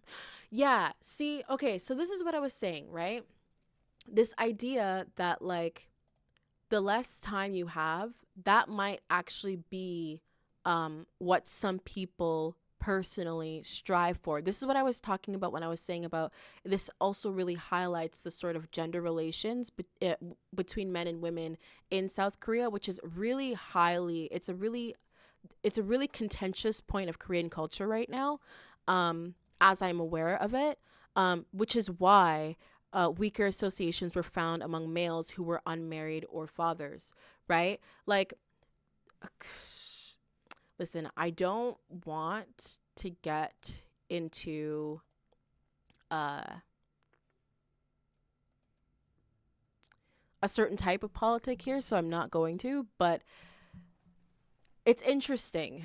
It's interesting that that specific group of people, if they have less time to attend to their lives, they're unaffected by the long commute. They're unaffected emotionally by having less time. Fathers, think about that. Anyway, in South Korea specifically, as they noted here. Okay, let's continue reading though. Um, Long daily commutes can leave little time around busy workdays for commuters who tend to be less physically active, overweight, drink more alcohol, and sleep poorly as a result. Okay, see, now this is also something that is missing context because this right here, drink more alcohol, if you know anything about South Korea, you know that South Korea has a very, very heavy drinking culture. So this might not be applicable to all cultures in general. Maybe some cultures who rely a little bit more heavy on alcohol for socialization might find that, longer uh a longer daily commute might contribute to more alcohol consumption. Um, but again, yeah, I don't know. Um, anyway, sitting in traffic can also raise your blood pressure. Okay, well, that's not all that surprising. Road rage is a thing. A study out last week found not out of frustration though, but because of the air pollution drivers inhale. Okay, well, see, this is also going to be influenced by where it is you're driving. South Korea, as with quite a lot of Asian countries along that peninsula off the east of mainland China, have this particular issue of really, really high air pollution, and the cars in particular contributing to that because of the poor air circulation to begin with. Um, so again, I would like to see how the numbers stack up around the world regarding this. I am sure there will be a connection, but maybe less so than countries that are affected by being closer to a manufacturing belt, if that makes sense. Um, Anyway, um, nowhere are those health effects felt more acutely, perhaps, than in South Korea, a country thought to have some of the longest average commuting times and the highest rates of depression among OECD nations. Now, see, now there's a connection being made between these two things that are actually technically kind of unrelated. The depression rates in South Korea, I mean, I guess you could say that commuting times are um lending itself to that, but there's a lot about Korean society as a whole that is contributing to the high rates of depression. um I'm trying to remember. I believe it's called Hell Joseon. um if you look on YouTube and type in Hell Joseon, I believe something should come up. There are quite a bit of like pieces on South Korea, and particularly the cultural pressures in South Korea, that really contributes to the high depression rate over there, which is really unfortunate, honestly. Um, but yeah, I mean, like I said, uh, this is interesting because South Korea as a nation is, although I guess has the veneer of westernization in many ways, is quite different culturally and infrastructurally to, honestly, the majority of the West. And that's not, I'm not saying that in a condescending way or anything like that, but it's just important to note that where the study is done matters. um I don't know. I don't know. That's interesting. Anyway, yet, little research on the health impacts of lengthy commutes has been done in Asian populations or to understand how physical effects may snowball into poor mental health, such as depression. Yeah, fine. But why isn't South Korea mentioned in the title here? Because I feel like the cultures and the infrastructure is a little bit too different for it to be taken as like a blanket thing across, you know, the majority of nations that use cars. Um, I feel like this is a little bit half baked, a little bit. I do think that, like I said, I do think that if this study was done in more cities around the world with various different cultural practices and social norms, I do think that, you know, the numbers will probably more or less be similar, but I feel like we need to do that in order to, you know, be sure that that's the case. Anyway, a new study of more than 23,000 people has rectified that research gap, finding that South Koreans who commute longer than an hour are 16% more likely to experience depressive symptoms than those with shorter commutes under 30 minutes. Dong-wook Lee, a public health researcher at Inha University in Korea, and colleagues dug into data on working-aged participants from the 5th Korean Working Conditions Survey, conducted in 2017. Wow. And to be honest, Korea has changed quite a bit since 2017. Not that much, but culturally, I would definitely say. And I guess the lag between cultural change and then infrastructural change based off of that cultural change is kind of long. So I don't know, maybe it would still be valid, but 2017 is quite a bit ago. 1/4 of the 23,415 respondents reported experiencing depressive symptoms judged by their index score, a far cry from a doctor's assessment or diagnosis of any kind. Among females, long commuting times were most strongly associated with depressive symptoms among low-income workers, shift workers, and those with children. Okay, well, that would be obvious. That would be obvious.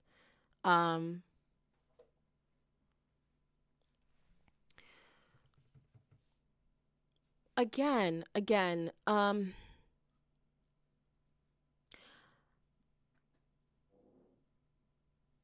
I do think this is more indicative, though, of the gender tension in their culture right now. Still, yeah, it would be interesting to see where this train of thought here, massive study finds a link between commuting and poor mental health. It would be interesting to see where this train of thought develops in further study around the world. This is probably not the first study of this kind that's been done, so I wonder if anyone's gonna put all of it together at some point, and I guess really sort of show a comprehensive look at all the data. Although for me personally, like if we're talking about me personally, I personally wouldn't need like the validation of the science to show that like long commutes to a job that you hate in a system that is actively stripping from you will definitely suck. All right, let's go back here. Sometimes it's so stupid, I'll post a Google review. Waste time with nonsense interviews. Edit, this was for 1-tier support for Epic software. I don't even know what this is. Okay, let's see. Why? This is a lot of comments. What is this even about? Sometimes it's so stupid, I'll post a Google review. Okay. 1 star. Waste time with nonsense interviews. Edit. This was for a tier 1 support role for Epic software. I'm a seasoned system engineer. As per below, these people are idiots. Hi, blank. We apologize for any inconvenience. Please refer to the role requirements next time to ensure you would be a good fit.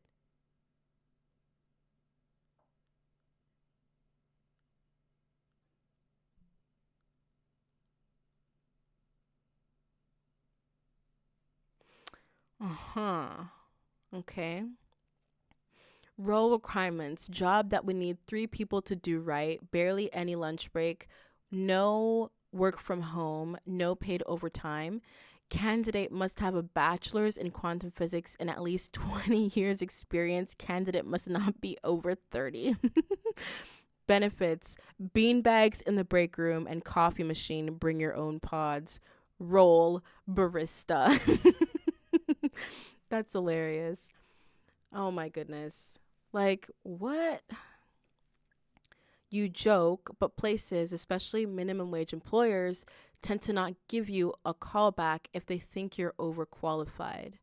I've had that happen to me. Guess I'll need to be unemployed for a while before anywhere around here would think of hiring me for my talents. What? You don't have to list all your talents on your resume? Bro, is this really what people have to resort to? Like, this is depressing. Like, this is actually depressing. Like we were talking about earlier about, people feeling stifled in their jobs because they can't contribute. I don't know what's going on over there. Because they can't contribute to the cause that they're passionate about, which they thought that they would be able to under the organization. And now people are just, having to pretend that they don't have qualifications in order to seem appealing, in order to seem like a non-threat or something. Like, what is... Look, I do not want to hear anything about, the way that we've organized things being efficient, because even people who are the backbone of all of this stuff going on and working, even they have to waste. They have to waste themselves. They have to waste their talents. They have to waste their time and their effort. Like, this is depressing. This is depressing. Yeah, because they know they won't win the battle to underpay you. Yeah.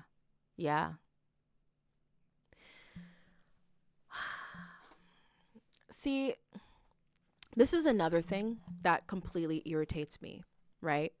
We drill it into people's heads that the only way to exist on this planet, right, is to exchange your time, your body, your thoughts, whatever, for a wage. And then you do just that because you have no other choice. You have to participate in capitalism. There's no way. Everything uses a monetary token, so you have to participate in order to live here, in order to exist here, in order to have access to, like healthcare and like things that keep you warm and food in your mouth. And so when people do that, the system is actively trying to keep you from obtaining the token that you need to live here. It's like we're being torched on both ends. Like, damned if you do, damned if you don't is essentially what I'm saying. This is... My goodness me. It happens in tech all the time. And that's another thing that's so odd, right? Because they're trying to push this whole thing of like, oh, if you want a high paying job, then go into tech. And, tech is where the future is at. And don't bother studying in these fields because it's useless. Go into tech. And people in tech are getting shafted. Like, what is... Anyway, one time a guy applied to be a tier 1 to 2 support person, like little old high school diploma me. He definitely could have gotten the job since he had a master's in computer science, but he didn't get the job because management knew he'd be looking for a new job the whole time. That's funny. Beanbag chairs are off limits during work hours and only for sleeping between shifts. That is... Like, I could laugh. I could. But we're not going to do that. Starting pay up to 18 an hour, but actually 14. Yeah, that's another thing that they love to do, that the wage bait and switch. They get you to apply with a particular wage, and then they're like, oh, your particular wage, as we've assessed from your resume, is actually going to be less than what we listed the job posting for. Anyway, you must be willing to work past when you agree to work. Wait, is this for fast food change? Have you ever worked for Kara's Corporation, Burger King, or Popeyes? What are your thoughts on working beyond normal schedule hours? Whatever it takes?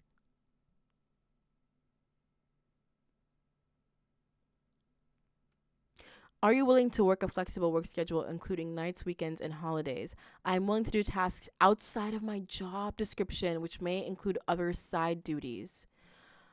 Oh my God. Say yes, then do no. That's funny. This is the way they lie to us. I have no problem lying to them, period. Exactly. Exactly. Exactly. I can't believe this is allowed. Oh, this has a lot of comments. Okay, let's see what this is. You are always a team player and go the extra mile. We are all, hold on, let me zoom in here. Okay. Oh, that's too close. You are always a team player and go the extra mile. We are all grateful for your support. Good morning. Everyone, don't forget about the mandatory overtime hours for January. The week of January 1 to 6 is now available on EEM. I don't know what that is. Colleague extra hours expectations. Oh my God. January 2nd to 6th, 5 additional hours per colleague. January 6th to 13th, 5 additional hours per colleague.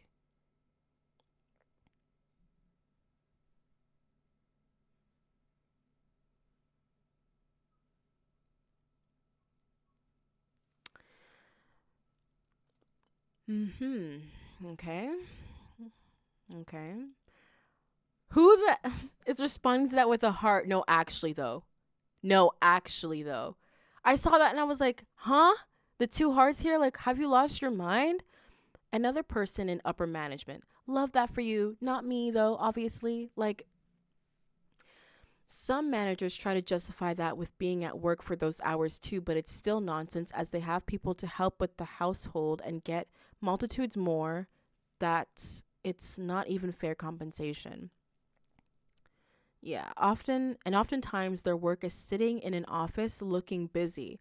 One of my managers wouldn't even hide it and would kick her feet on her desk and have Netflix playing on her phone. She's supervising, LOL. Oh my gosh. My old boss would show up 2 hours before us and stay hours after. He'd then brag to the other boomers while they circle jerked about how impressive it was. He'd just scroll Breitbart all day. I'm not sure what that is. Let's see what that is. Oops. Am I? Okay. Let's see here. Breitbart. Oh, I figured. Yeah. Oh, Breitbart News Network is an American far-right syndicated news, opinion, and commentary website founded in mid-2007 by American conservative commentator Andrew Breitbart. Its content has been described as misogynistic, xenophobic, and racist by academics and journalists. Oh, wow. He sounds like a real joy. I assume there was nothing better for him at home. Can't imagine anyone in his family liked him either. I can think of a couple managers who hated their family so much they basically lived at work. Having said that, they were pretty good managers. I know, wrong sub. Bruh. Goodbye. Blocked. That's so funny.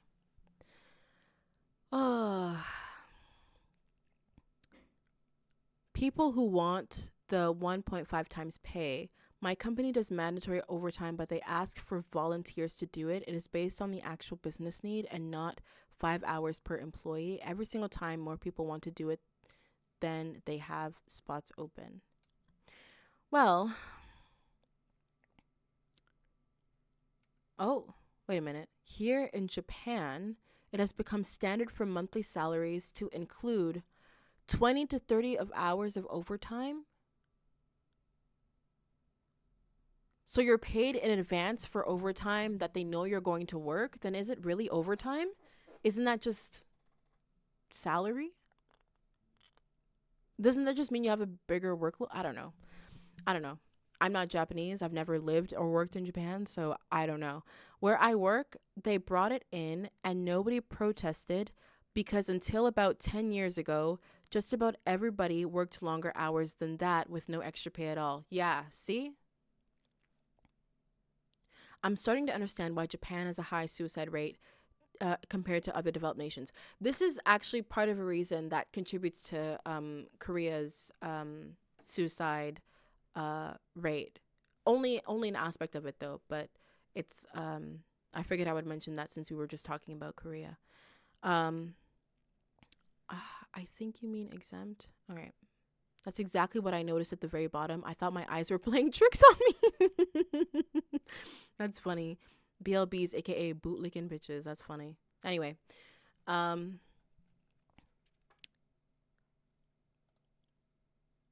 is ugly. I quit my job today. Huh. Well, this is quite a few thumbs up, so I guess we could read it and see what people are saying about it. I quit my job. Let me just take a look here. I've heard in states graduating from wrong university is enough to be automatically disqualified from certain jobs. Yes, that's true. I'm not American, but I've heard of this. We have quite the high suicide rate as well. At the same time, Finland is considered happiest country on earth. I've always wondered about that, like the idea of Finland being the happiest country on earth. Like, I don't know. I mean, I haven't properly looked at the metrics, like what they're basing it off of. But yeah. Is the high suicide rate in Finland though due to the lack of sun exposure? Is it like a depressional, like a seasonal depression thing, or is it that the quality of life there is actually worse than how it's reported?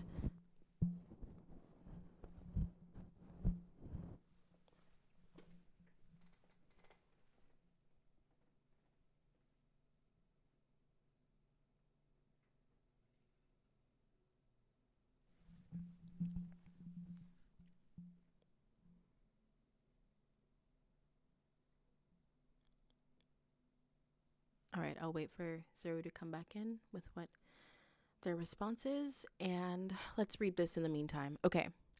I quit my job today. Today, I quit my job.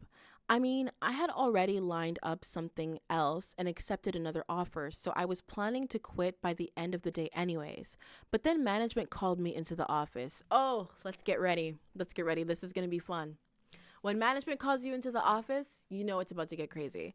All right. I'm getting ahead of myself. Let's turn back the clock a bit. Ooh, a storyteller. Okay. Let's see. 2 months ago, management holds a meeting as to why I'm in a bad mood. Why is it your freaking business? If I'm working, why do you care? Like, I explain feeling unwelcome and underappreciated at work. Ooh, first mistake. Don't let them know. Don't let them know. Because they know what they're doing. They don't want to be told to their face, because then they can use that as ammunition, right? They'll get really, what do you call it? Not vindictive, petty.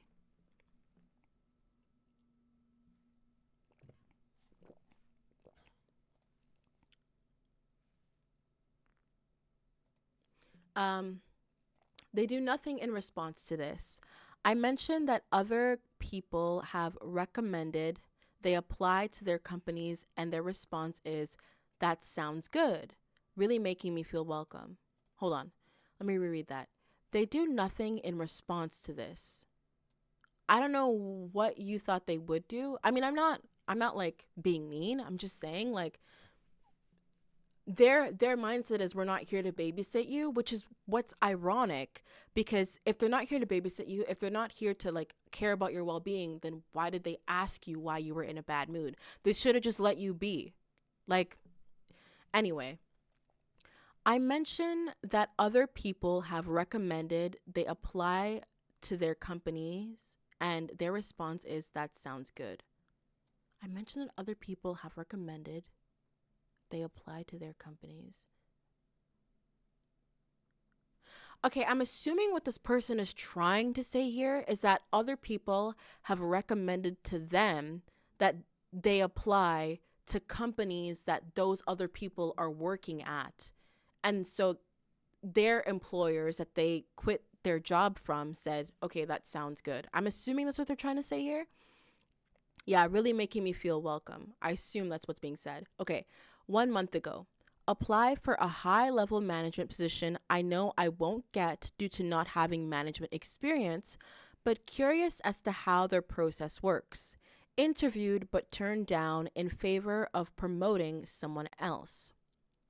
2 weeks ago, apply for a mid-level management position. Am told I will not be getting it during the interview. I reply that there's no way to get management experience without becoming a manager, and their response is to recommend I find management experience elsewhere.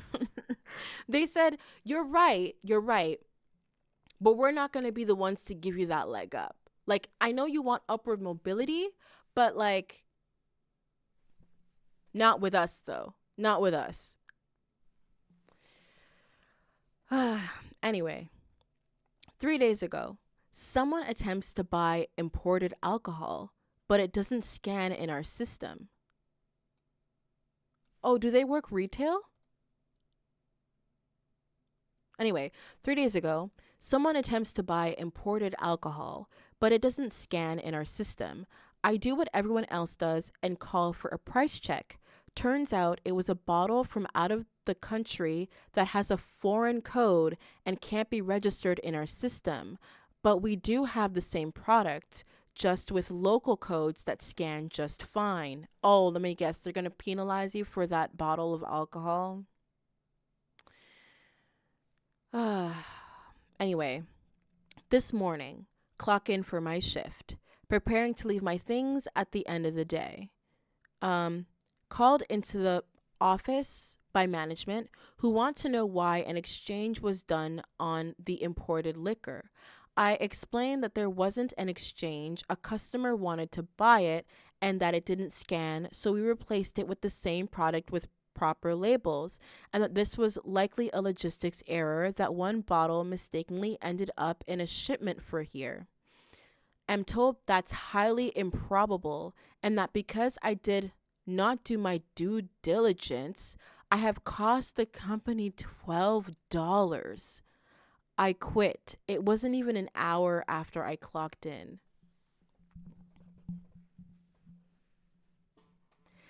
That is the most extra thing I have ever heard. That is so extra.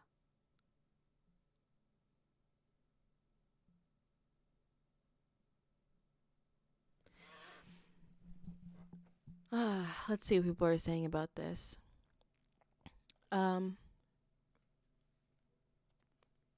Nobody wants to work anymore.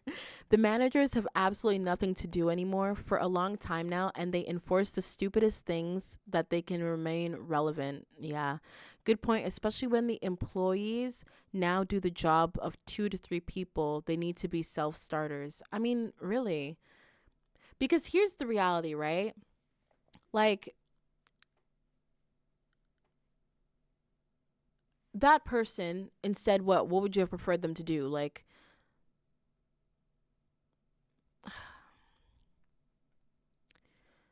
so annoying. To be fair, upper management tells them to follow the book no matter what, so their whole job is regurgitating regulations. 3 people in a room to discuss $12, 2 supervisors over how much revenue, inventory, and turnover. Like, goodbye. Like, just goodbye. Woman who threw Chipotle. Okay, well, that's for you. I'm astonished how the U.S. companies work and how every seems to put up with it. This could be interesting. Let's see. All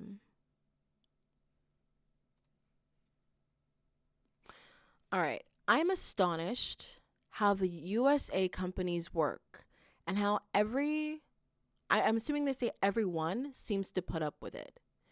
Reading through anti-work posts, I see loads about obligatory overtime, limited number of sick days, and being fired for no reason. Just to put it into perspective, I'm in Europe. I mean, let's be real.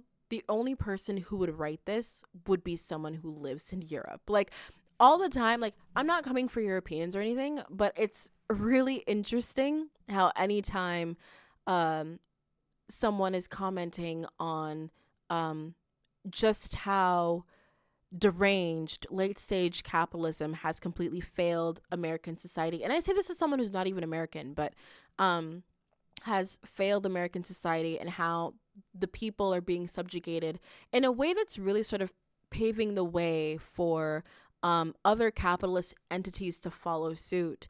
The first thing anyone says who's like, you know, not from America is like, I'm from Europe. Anyway, we have overtime. However, it's frowned upon if you go over 42 hours per week, though anything over 35 per week is overtime. Seriously?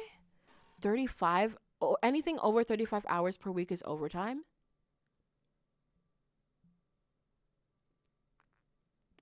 I think that depends on the country. I don't think that's Europe wide.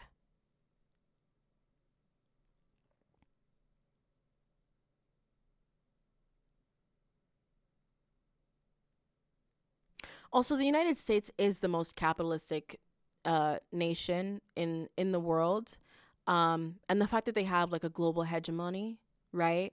Sort of, I don't want to say enforcing, but I mean, all the largest corporations are American for a reason, and it's because of this particular system here that its citizens are being subjugated to, and as a result, it's sort of, I guess, being exported globally. Because, like I said, right, nations as a whole, right, we like to think of like nations as like separate individual entities, but realistically, like, we're all interconnected and we all interact with each other in a globalized way.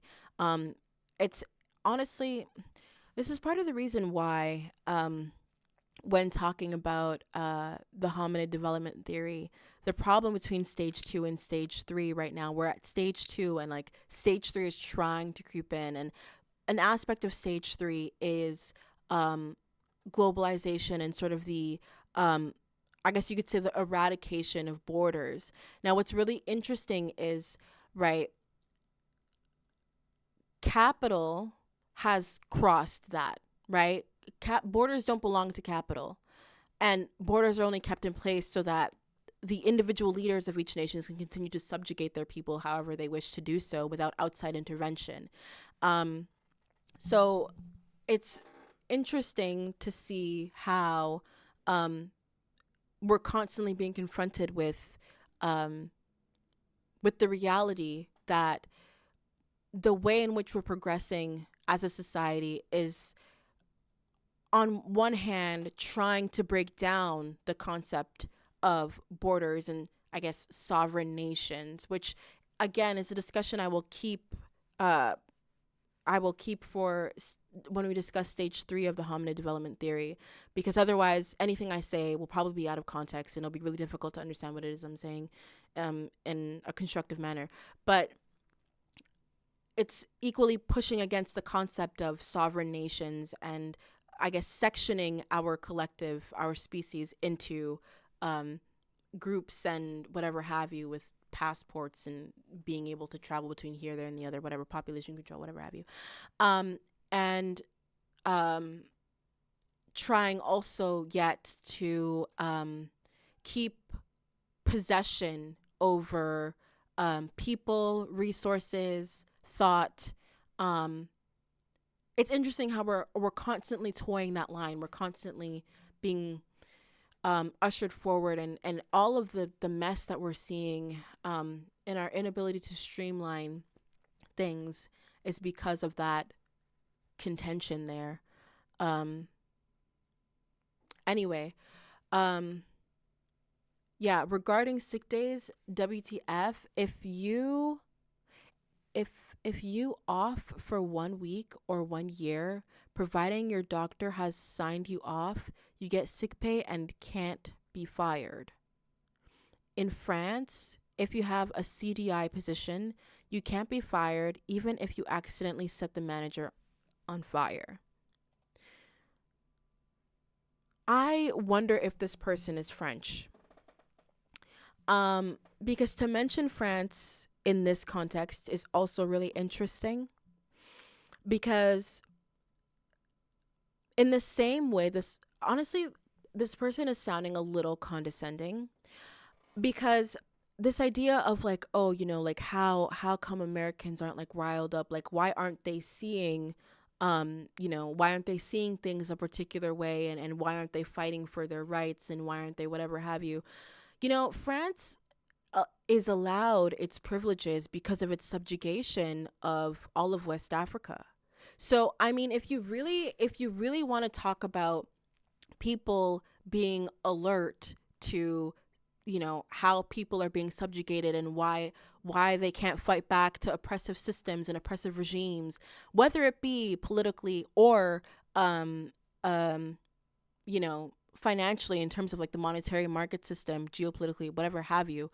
I mean, people are people, and at the end of the day, right, it's a big fight. It's a big fight to collectively get everyone on the same page, to be able to carry out a conversation where everyone can understand what is being said, can internalize it in a way that makes them feel like they have something to fight for, that they themselves are worth fighting for, and to be able to, again, move towards equilibrium, which is something I talk about in the equilibrium, when mentioning the equilibrium movement in Ludicism and the Current Global Paradigm. This idea of, why is it that this collective can see the faults of this particular system, but carry that system into other regions in order to gain their benefits?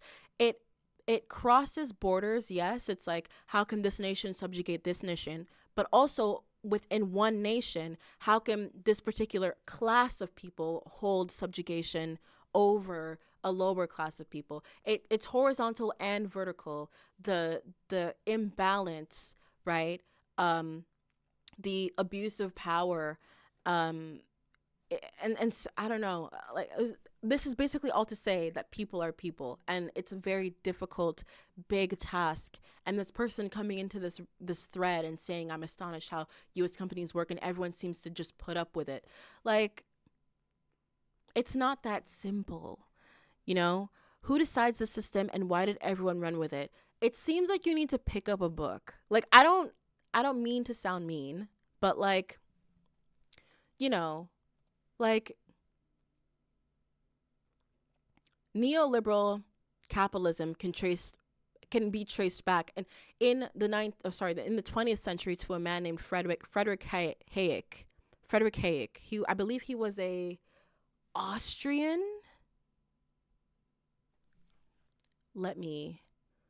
I mention him in Ludicism and the Current Global Paradigm. Let me bring him up here. Frederick Hayek.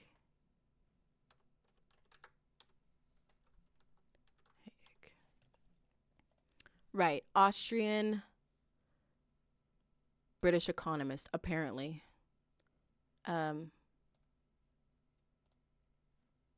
Is it showing on the screen? It's not. It's an incognito. Hold on. Let me pull this up really quick. Hold on. Let me just pull this up here.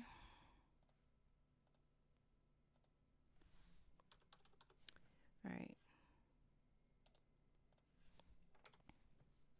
This dude right here. All right. Frederick Hayek. 20th century neoliberal capitalism as we know it today. The momentum was started with his work. I would suggest that I don't know. I don't want to say get familiar with him, but who decided on this system? People who wanted to make money, because so long as there was a monetary token to exploit, there will be people who want to exploit it by any means necessary. This is why I argue in Ludicism and the Global Paradigm that we actually need to get rid of the monetary token altogether. And we're actually evolved enough to be able to live without it. And I make the case for that in Ludicism and the current Global Paradigm. It sounds radical, but it's really not, believe me. All right, so let's see how people responded to this. I will come back to that. Let me just see what's in here. In chat here, the lack of sun during wintertime could be one reasoning, because we're talking about Finland being considered the happiest country on earth here in chat, which again I will find a way to put on the screen eventually. Okay, the lack of sun during wintertime could be one reasoning. Also, alcohol abuse. The living conditions are all right compared to other countries. However, you can still be poor and feel miserable, of course. Member of Parliament called poor people parasites. Oh my God. There was rules put in place forcing all unemployed people to seek at least 4 jobs per month, or else their benefits would be dismissed for X amount of time. John Locke also has been regarded as the father of liberalism. Yeah. Yeah. I actually wonder if John Locke here was before Frederick Hayek's time. Let me just take a look at that real quick. I'm going to take a look at the timeline.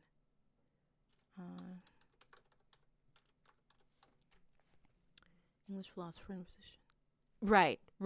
So John Locke was the father of liberalism, right? He's the one that brought that, sort of capitalistic ideology to the forefront, expansionism, whatever have you. And then neoliberal capitalism, which was in the 20th century, so 1900s onward, the way we know it now, Frederick Hayek. Capitalism isn't all that off from feudalism. I find it funny he is saying, why did we all agree on it, as if it was a collective choice? Exactly. You get it, Zero, you get it. America, the systemic exploitation of the working class. Exactly. Systemic is the key word here. Systemic. Top down. Nobody collectively got together and went, this is the best way to do it. Like, oh, here's coming some anti-American sentiment is coming in here now. Listen, I have no stake in this race. Like I said, I'm not American, but like, actually, let's read this. I want to see if there's anything I can comment on this. Even though I don't think I will have a stake in this conversation here, in the direction that it's going in with what's being said here, but let's just see. NOI, no offense something. I actually don't even know what that acronym stands for. Let's see here. NOI. Slang. No offense intended. Okay, that's what I thought. I was like, N-O has to be no offense, but I don't know what I is. Okay. No offense intended, but lots of Americans have a big mouth about how great they and their country is. Okay, here's the thing, right? Propaganda works in very mysterious ways. A lot of times, you don't even realize that patriotism and nationalism go hand in hand with propaganda, right? In order to be patriotic about your country, in order to defend your country's interests abroad, especially in a country like America, where they're doing a lot of shady stuff overseas. America has a rap sheet, low key. We're not even going to get into all of it. We don't have the time, okay? In order for them to, in order for the people who hold the passport, right, to be supportive of their government's decisions, you have to let them know how great their country is, even if the talking points of how great or what they decide is great about a nation is actually kind of inconsequential, right? Like the whole idea of like, eagles are freedom, and freedom in the American context is actually just freedom from the British monarchy. That's what it is. But freedom as a term has changed in context over time, right? Now, removed from that, people think of freedom and they just think of freedom outright. So when you say America and freedom, you're thinking freedom, right? Just freedom in general, right? It's removed from its original context. So, you know, this saying Americans have a big mouth about how great their country is. I mean, any nation and any people of said nation can be susceptible to acting like this. It's not a simply American thing. Like, anyway, not me defending Americans, but I have to go to bat because, I mean, if we're going to be fair and objective here, right? Right, about how great they and their country is. But when it comes to actually standing up for their rights, the way some do about their love of guns, oh my God, it remains largely quiet. But when it comes to actually standing up for their rights, the way some do about their love of guns, it remains largely quiet. Here's the thing, right? When I'm talking about actually standing up for their rights, I think a lot of people are not really cognizant of the culture war in what am I talking about? In America. Because I almost said China because I was going to say, unlike nations like China, where the counter narrative to what's being circulated within the nation comes from outside, America is a nation where the counter narrative is within the country itself. America culturally is constantly at war with each other. And so what you end up getting is people end up getting lost in the debate for the sake of debate and forget what causes the problems that they're fighting over. So it's a distraction from being able to see what rights it is that are being abused and how to fight for them, right? Especially with the way in late stage capitalism, everything is turned into a competition for content, right? The click-through rate, trying to, get as many ads as you can on a particular video or post or content or whatever, getting boosted in the algorithm. All of that is incentive to not mobilize and to use, platforms in a way that is not connected to monetary gain. So because of that, what gets the most money in this particular ecosystem? It would be enraging people, engaging in debate for the sake of debate, the spectacle of debate. So I don't know. I feel like this person is not being, I don't want to say not being particularly honest. I mean, they could have their own personal gripes with the nation, and that's why they're voicing their opinion like this. I just feel like they're missing nuance and context. Anyway,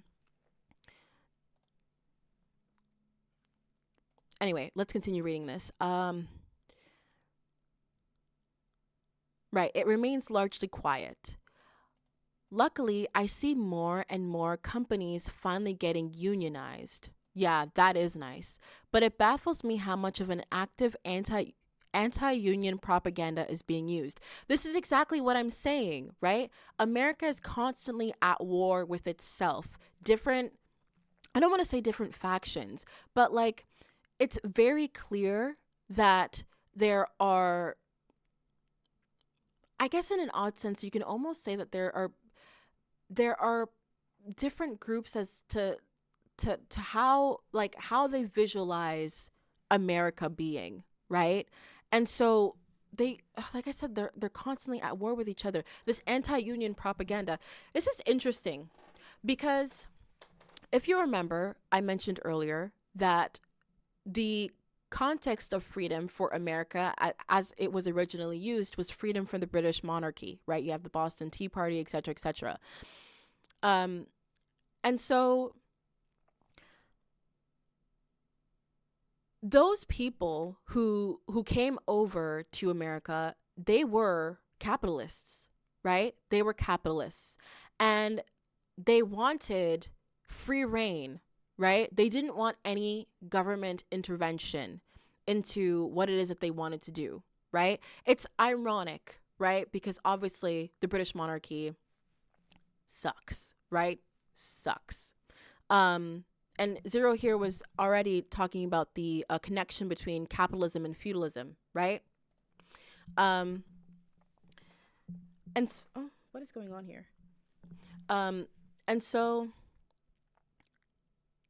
it's interesting here that it's not computing that the initial people off the Mayflower, they wanted to make money.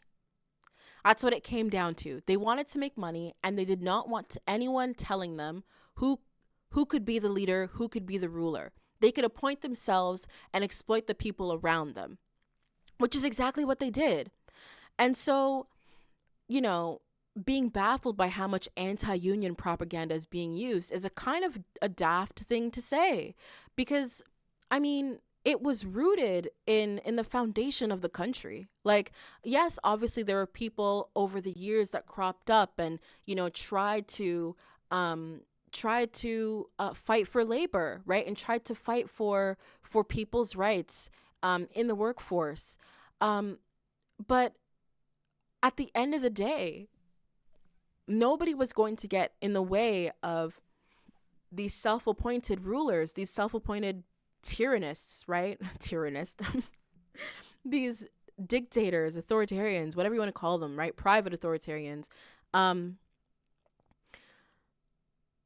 Nobody was going to get in the way of that. So, and this way, that would be a big no-go in the EU.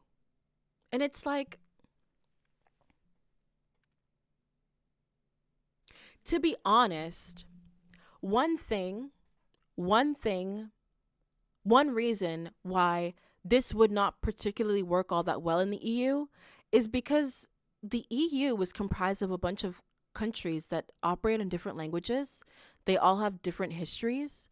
You know what I mean? Like, it'd be different if they all spoke one language. Then maybe you could talk, because that's a population of over, 100 million?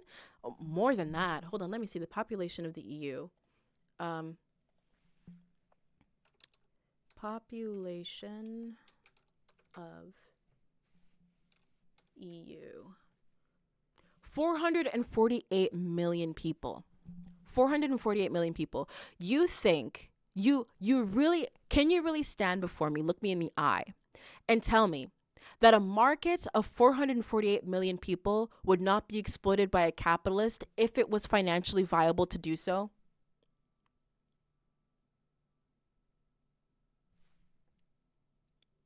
The thing with the EU is, because all of these nations also have their own laws and their own, you know, bureaucracy, their own systems, to try and tackle the EU in the same way that capitalists can conquer America, it's a feat. It's a feat, but it's not because the European Union is so morally superior. It's the logistics of it. Like, I don't know, this tall guy 71 is cracking me up, but whatever. I mean, let him have his fun. They have the right to unionize, and everything that tries to do the opposite is met with huge protests or legal issues. Okay? Now, the EU is not a capitalistic country. Already. Did you see what this... The EU is not a capitalistic country. Is the EU a country? It's almost like you're making my point for me. It's almost like you're making my point for me.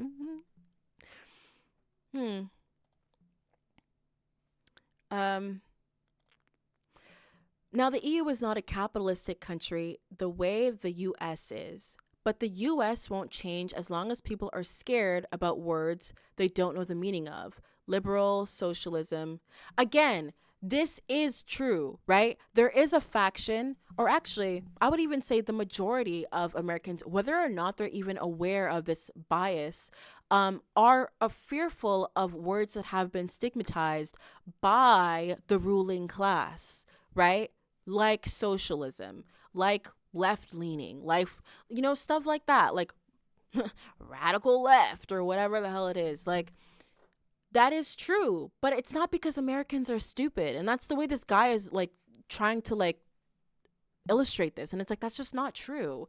I mean, I guess an argument could be made that yeah, like, you know, culturally maybe, like the culture of like the literary culture, academic culture in the States is eroding. But again, it's not because Americans are choosing not to do that. It's because the resources are literally being taken away from them.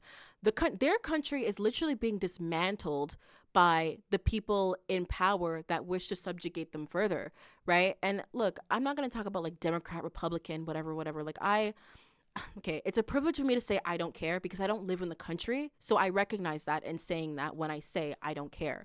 But, you know, like, for you to act like, oh, you know, like Americans are just like loud and dumb and stupid, like come on, you can do better than that, tall guy 71. Anyway, anything in the extreme is just wrong, and capitalism in the US shows that. Right, anything in the extreme, anything in the equilibrium movement, as I pinpointed that in ludicism and the current global paradigm.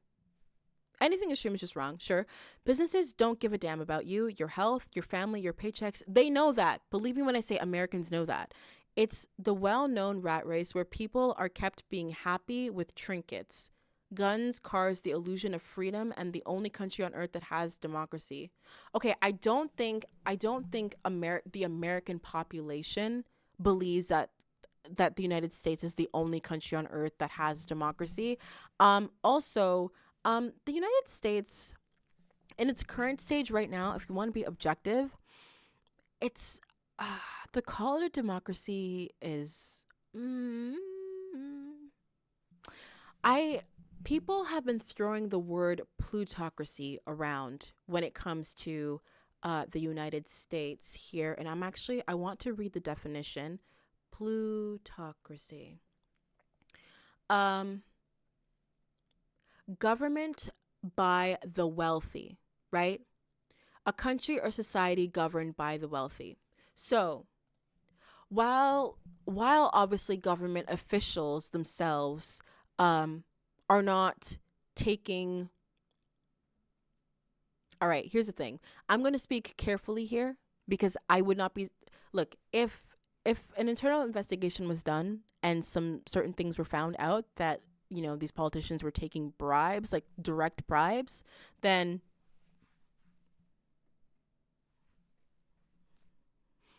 however, although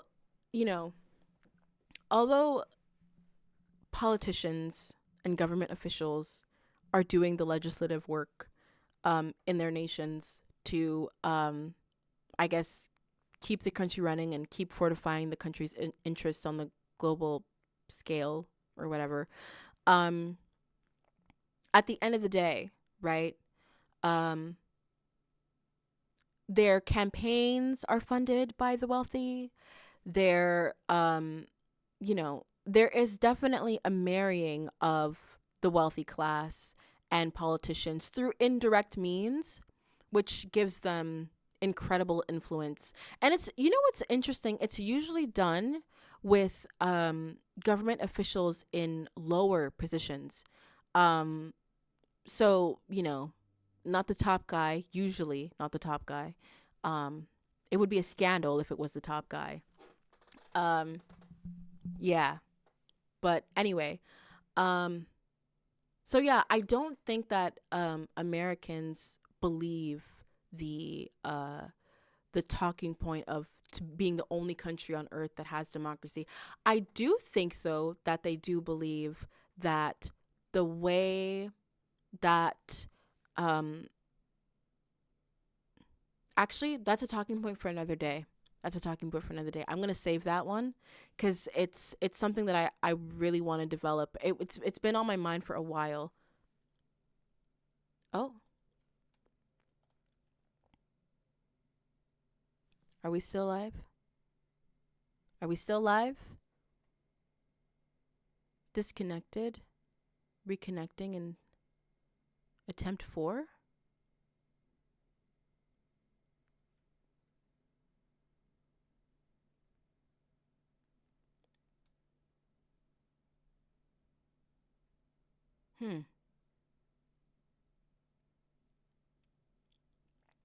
I don't know what's happening right now. Let me see here.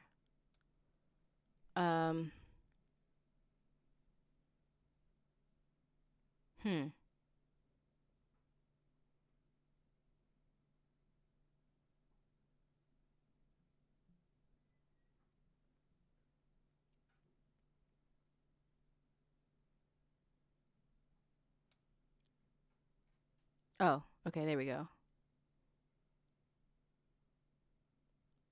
All right, I think we're back.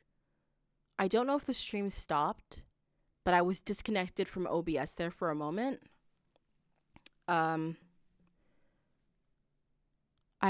can still hear myself, so we should still. Okay. Oh, okay, there you go. Welcome back. All right. Good to know we're back. For some reason OBS disconnected for some reason. I have no idea why. I don't know where I got cut off, but that was weird. I don't know why that happened. Anyway, I updated my computer earlier, so I don't know if that has anything to do with it, but weird. Anyway, as I was talking about here, right? It's the well-known rat race where people are kept being happy with trinkets. Like, I don't know. The thing is that these trinkets, I don't think they're a replacement. I think for true satisfaction, and I think that Americans know that. I think that they themselves can see that, but they're settling for it because they don't have any other option. Like, I don't know. Let's see. If the US workers want to change things, start voting for the party that actually does something to improve your lives instead of voting for the one guy because I don't like the other, even though those plans could help me. Unionize, take shitty businesses to court. Remember, there are more workers than CEOs. Yeah, the most liberal option in our presidential election is anti-union. Anyway, yeah. I don't know. The way people are responding to this, it seems as though they're just kind of automatically taking what this guy's saying at face value, and I don't really think that's particularly constructive. In any case, voting is like Big Brother for people. Yeah. Yeah, I'm worried about this dropping again. I'm not sure why. In any case, we're approaching the 3-hour mark, so just in case OBS crashes again, I'm gonna have to watch this back to see exactly where it cut out, because it was still streaming. It still said streaming and recording, but it just said that it was reconnecting. In any case, I think we're gonna end tonight's stream here, just in case it happens again. But we will be back tomorrow, of course. Wednesday, philosophical indie stream. I'm excited for that. I want to see how that goes. Thank you for joining again, Sarah. It was great having you here. Talking. This is great. This is fun. All right. See you tomorrow around 5 to 7 p.m. as per usual, just like tonight. All right. Have a good one.